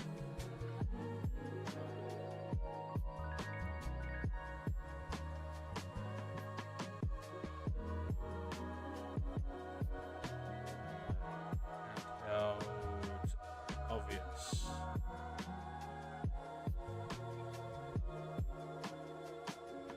Little too much. Just go with handheld. Just go with a good old reliable.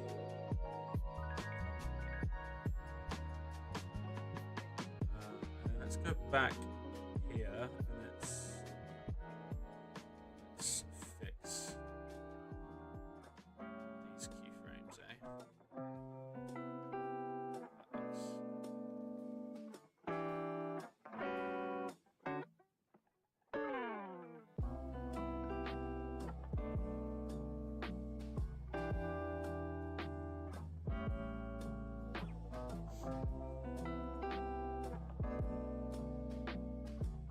And there's still more post-processing I need to put on this. I've got like some aperture stuff and like lens dirt that I do in Unreal. I forgot to do that, so this will look even more cool once I apply those. All right, that looks nice. Okay, and then.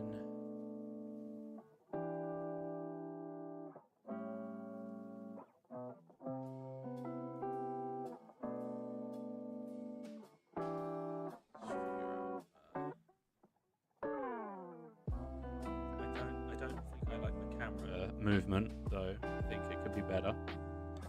So let's figure this out, eh?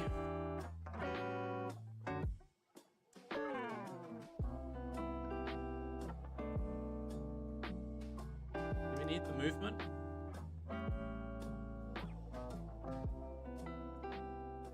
Yeah, I don't think we need the movement. Kind of like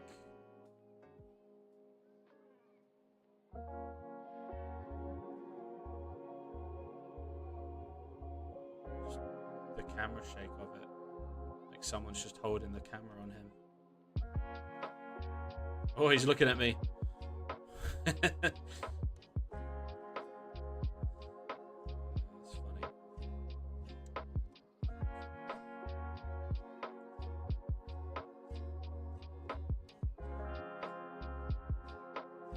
Yeah, that looks better. Sometimes a static camera is what you want. Especially with fully CG, it can be easy to think, oh, I need to make sure the camera's constantly moving. But sometimes just hold it. Hold the camera still. A little bit of camera shake to make it feel like there's someone standing there with the camera. That's all it needs. Simplicity is sometimes the key.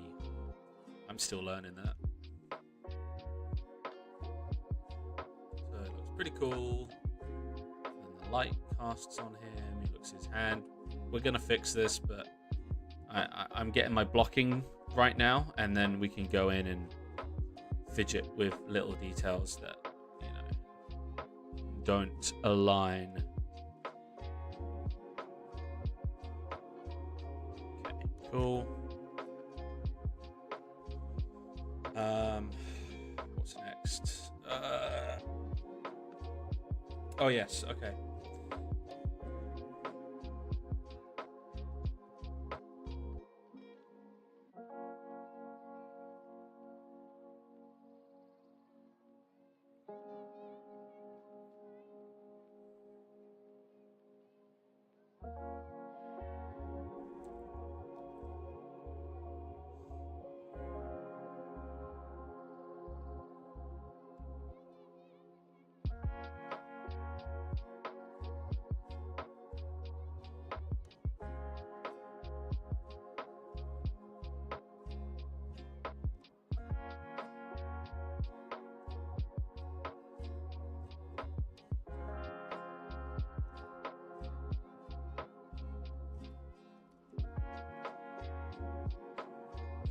So this camera now, this is where things start to get a little more spooky. Don't know why I went Swedish there. Apologize to all Swedish people.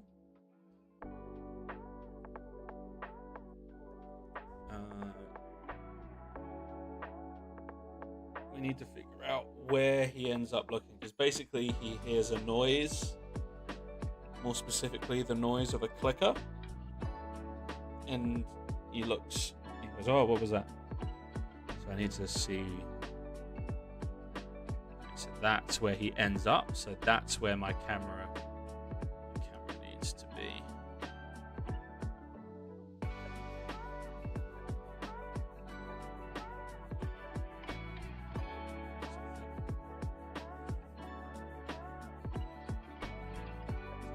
That. Don't worry, we're going to fix the lighting here as well.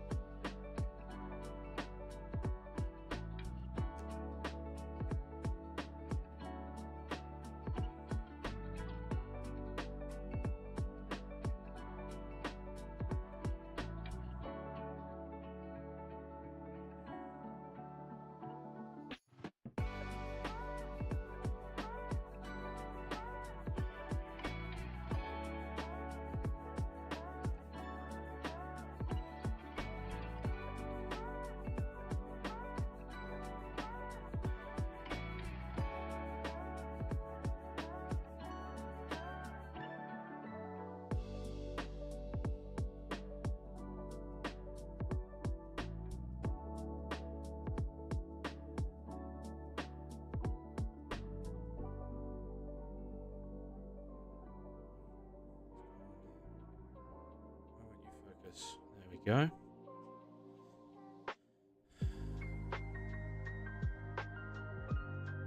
So let's fix the lighting on this one, yeah? Let's fix the lighting here. So, issue we're having is there is no light on that side of him, so let us fix that.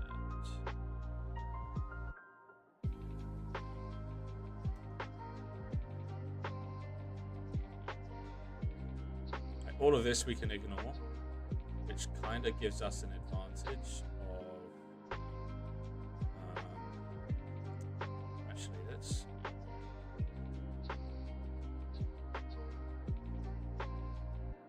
put keyframe there,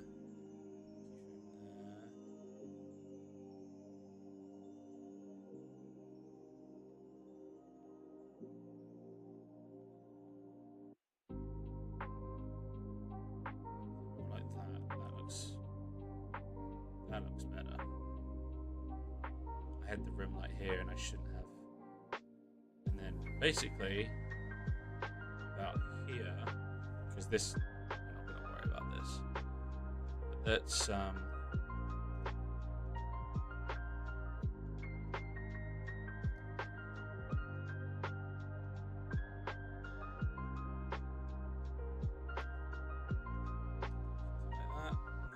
it's a little bright. Let's ease it and bring it up.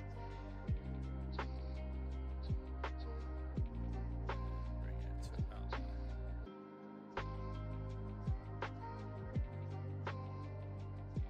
Cool. And then we're going to basically bring a light just here to illuminate this area.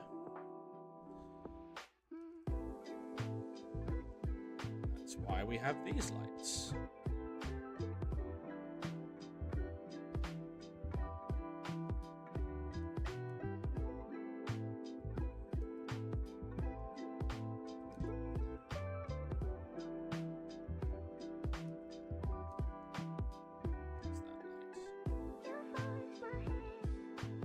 There we go. It's pretty awful right now, but don't worry, I'm gonna fix it. It's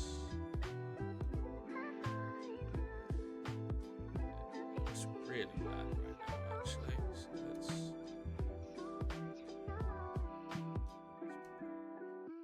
it's got to look like it's. This is one of the biggest challenges of doing something in a post-apocalyptic setting. You can't just have random lights. It's got to feel like bounce lighting constantly because there's no power. You know, this is like the only scene where you actually see electricity being used. Other than that, it's his little torch on his chest that's like one of those ones you shake.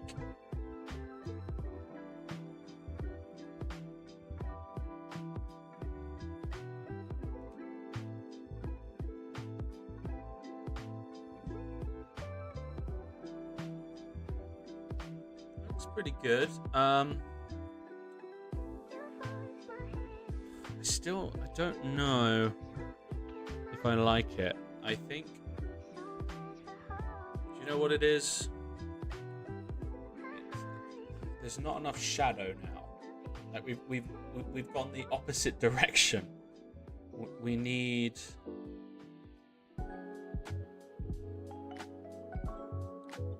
it to be harsher. Oh, whoops. That was the wrong thing. It's a keyframe. It's the source length.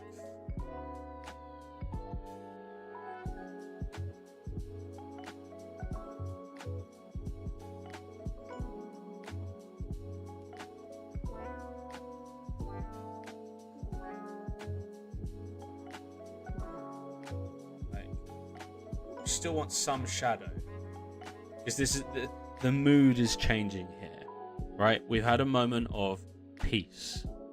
Now the mood is changing. Now we're getting creepy. So none of this is being included. It's just from like here. So I don't know why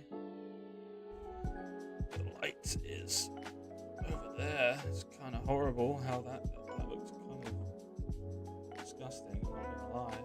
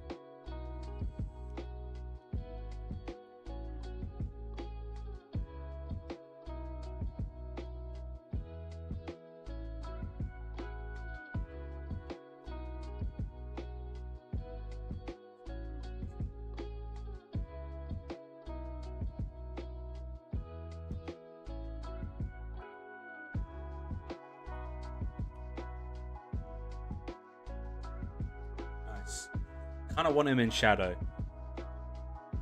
Kind of want him in shadow at this point because it's meant to be creepy.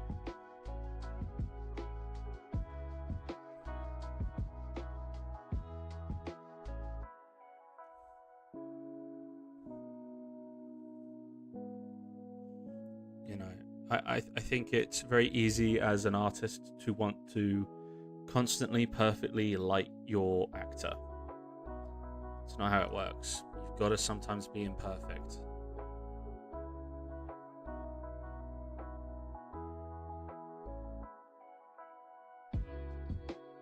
Nice.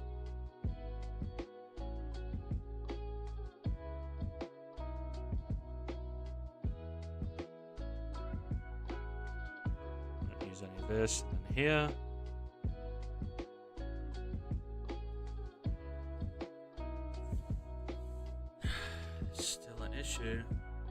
Right there. How close the light is.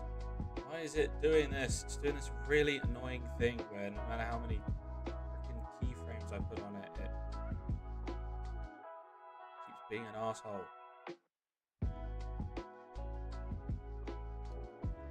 Stop lighting him so harshly. What is this?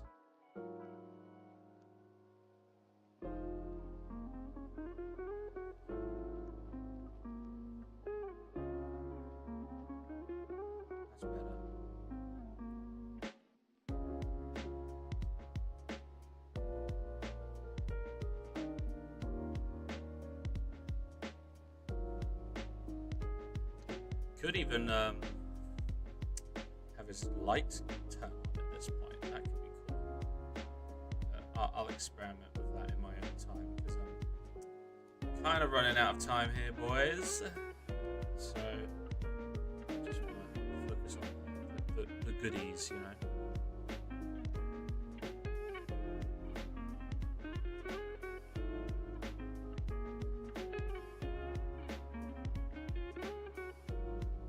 See, the fingers look okay. It's just this bit here. he starts going like this. Yeah, got to fix that.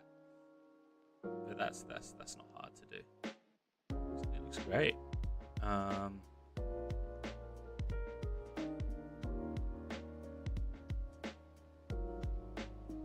Won't do this, and then it'll just start here.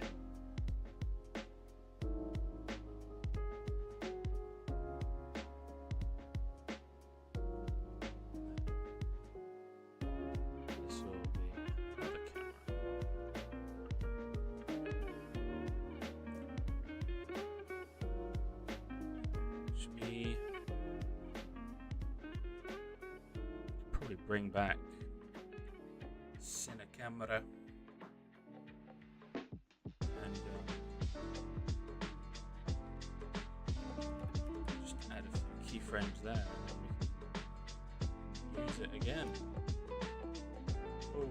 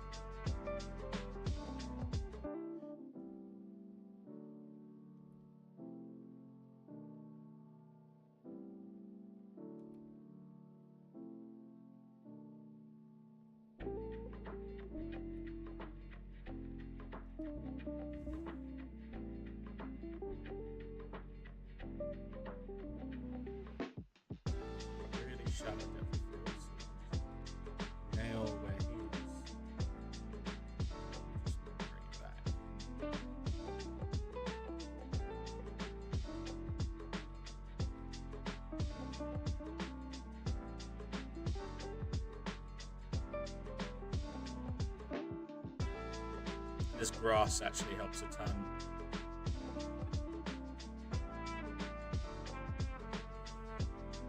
Cool. And then the last shot, which is him terrified.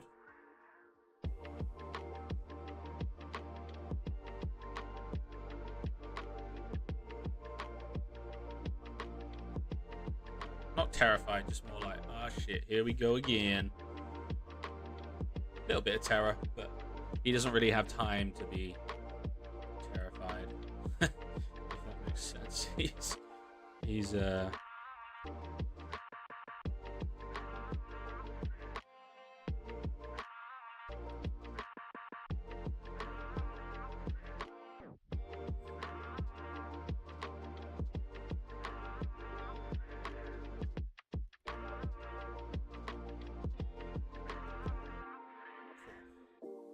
we can have some camera shakes slowly get a bit more intense here as well, which will be kind of cool.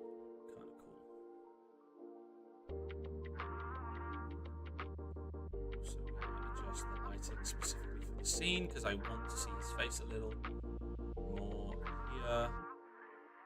Don't mind him running out of the camera's focus. Kind of, again, makes more sense.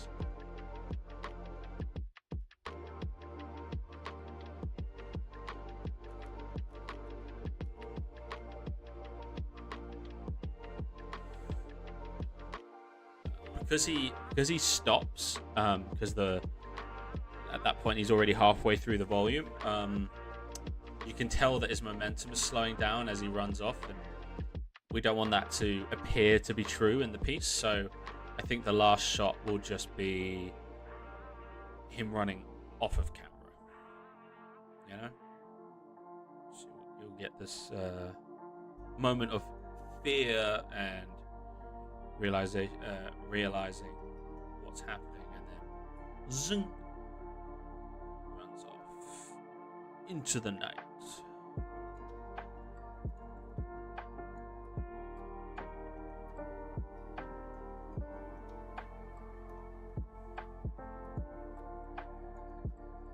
Be like this.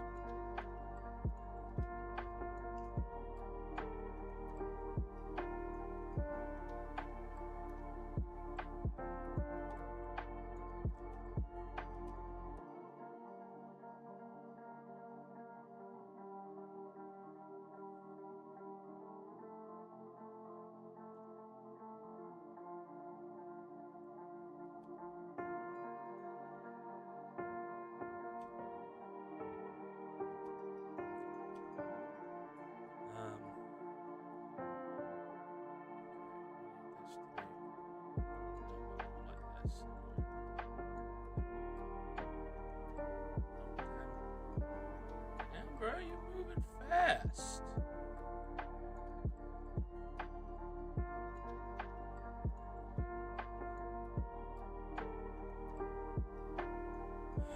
Okay, let's just see what this looks like.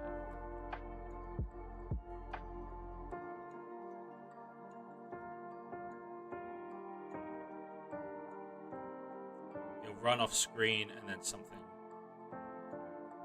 promptly run after him and run across screen as well. I will fine tune some stuff.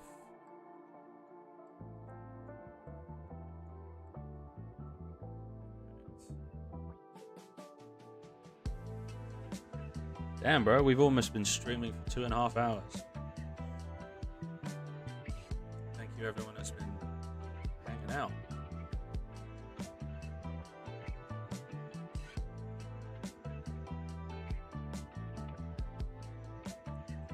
Now we're having issues.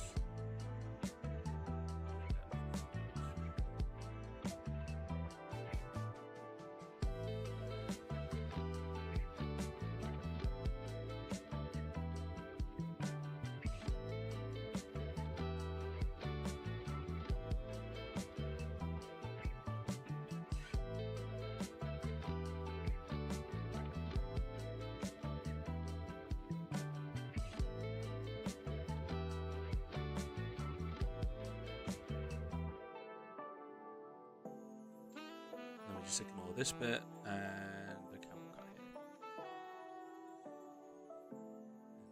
Stuff. Hearing noises, and then all of a sudden you come around the corner. Oh no!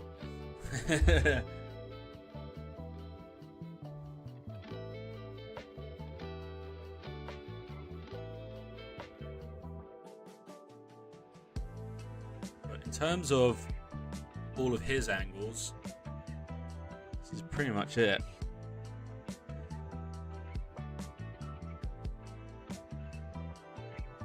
Just gonna watch it through one more time, see if there's anything immediate that maybe I can solve in the stream. Looks pretty good to me.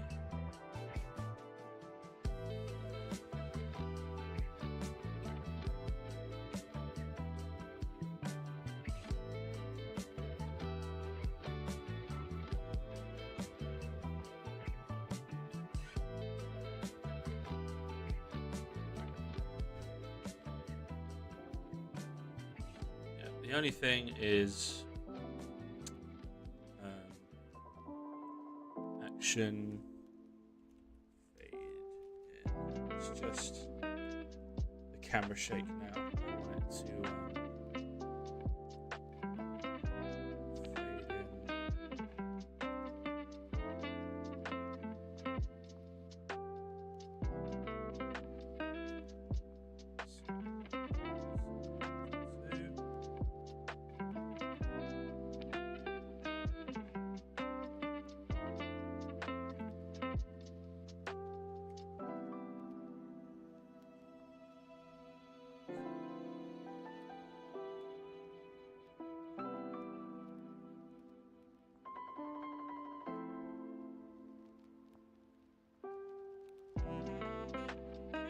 to be a little more intense. Can't really tell that I just added that, so a little more obvious, eh? Pump the frequency and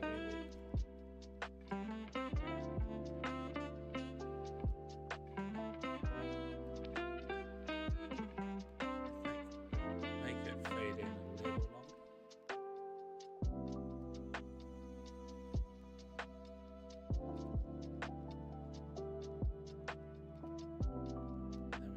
Add it to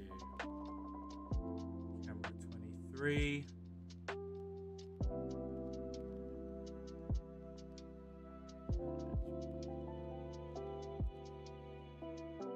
The duration far longer.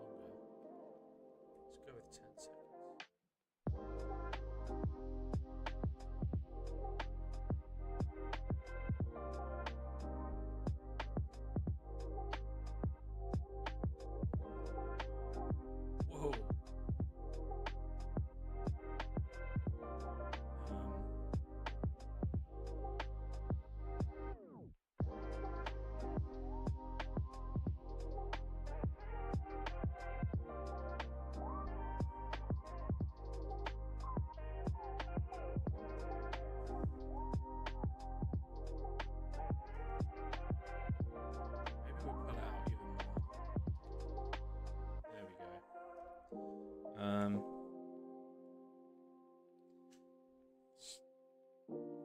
Yeah, it's quite intense, isn't it?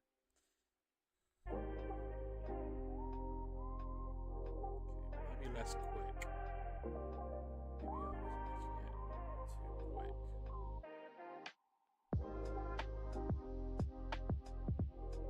Keep everything else the same.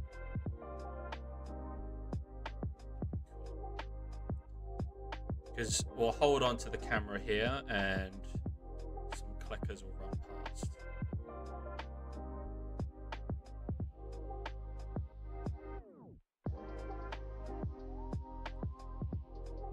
Ching, ching, ching. You know. Oh, I forget you can't see my fingers. I'm just randomly doing things, but it'll be like, and then like, kind of across. At the end of this block. Let's fix the lighting here just a little, and then I think we'll call it there for this live stream, because we've been live for quite a while and I'm tired.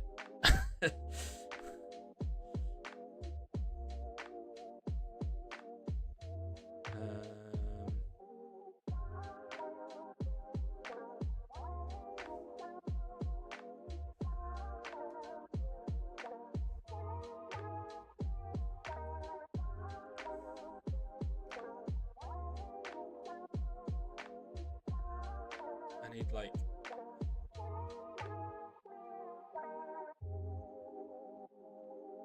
the subtlest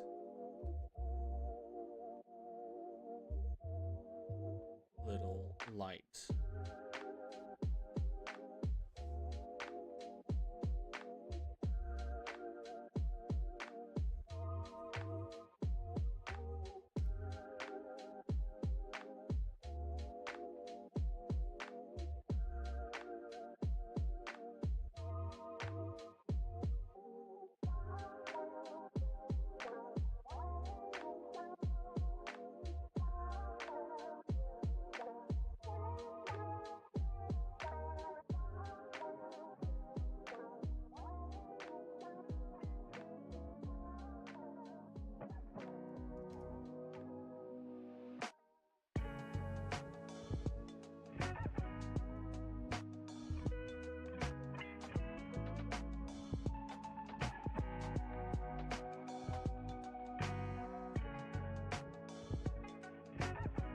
Little light, because before it's like that and you just can't see his eyes.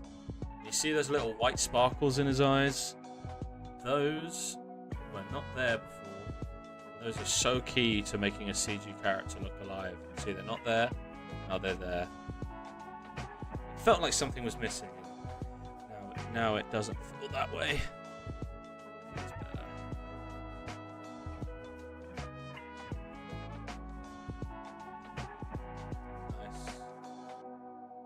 Let's watch this through after this saves. I'm gonna watch this through, and if I'm happy with it, I think we will call it there. Yeah, it definitely looks better. Get in there. This I've still got to get the angles of the clickers coming around, but I'll do that in my own time because I haven't had dinner yet and I'm tired, and I've got to wake up pretty early tomorrow for work. So. Alright, this is looking good. I'm happy with the lighting here. Cool little moment here. There's some atmospherics and stuff I'm going to add as well. Like, I've still got to add floating fog. I've still got to add floating particles of like dust. And then obviously the lens dirt for like, so this will like illuminate some lens dirt on the screen, which will look pretty cool. I haven't added any of those yet, so that's a whole nother level of stuff that is going to just look cooler.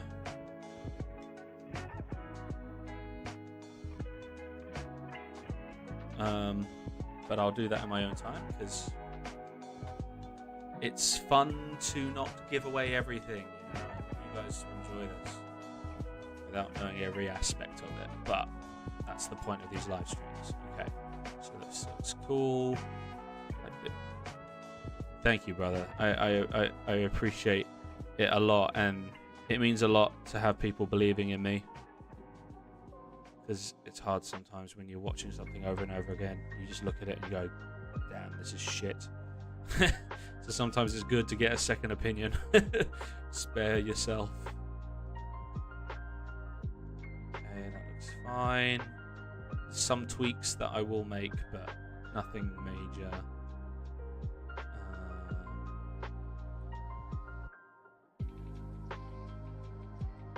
Nice. Awesome. I'm quite happy with that, guys. The fact we got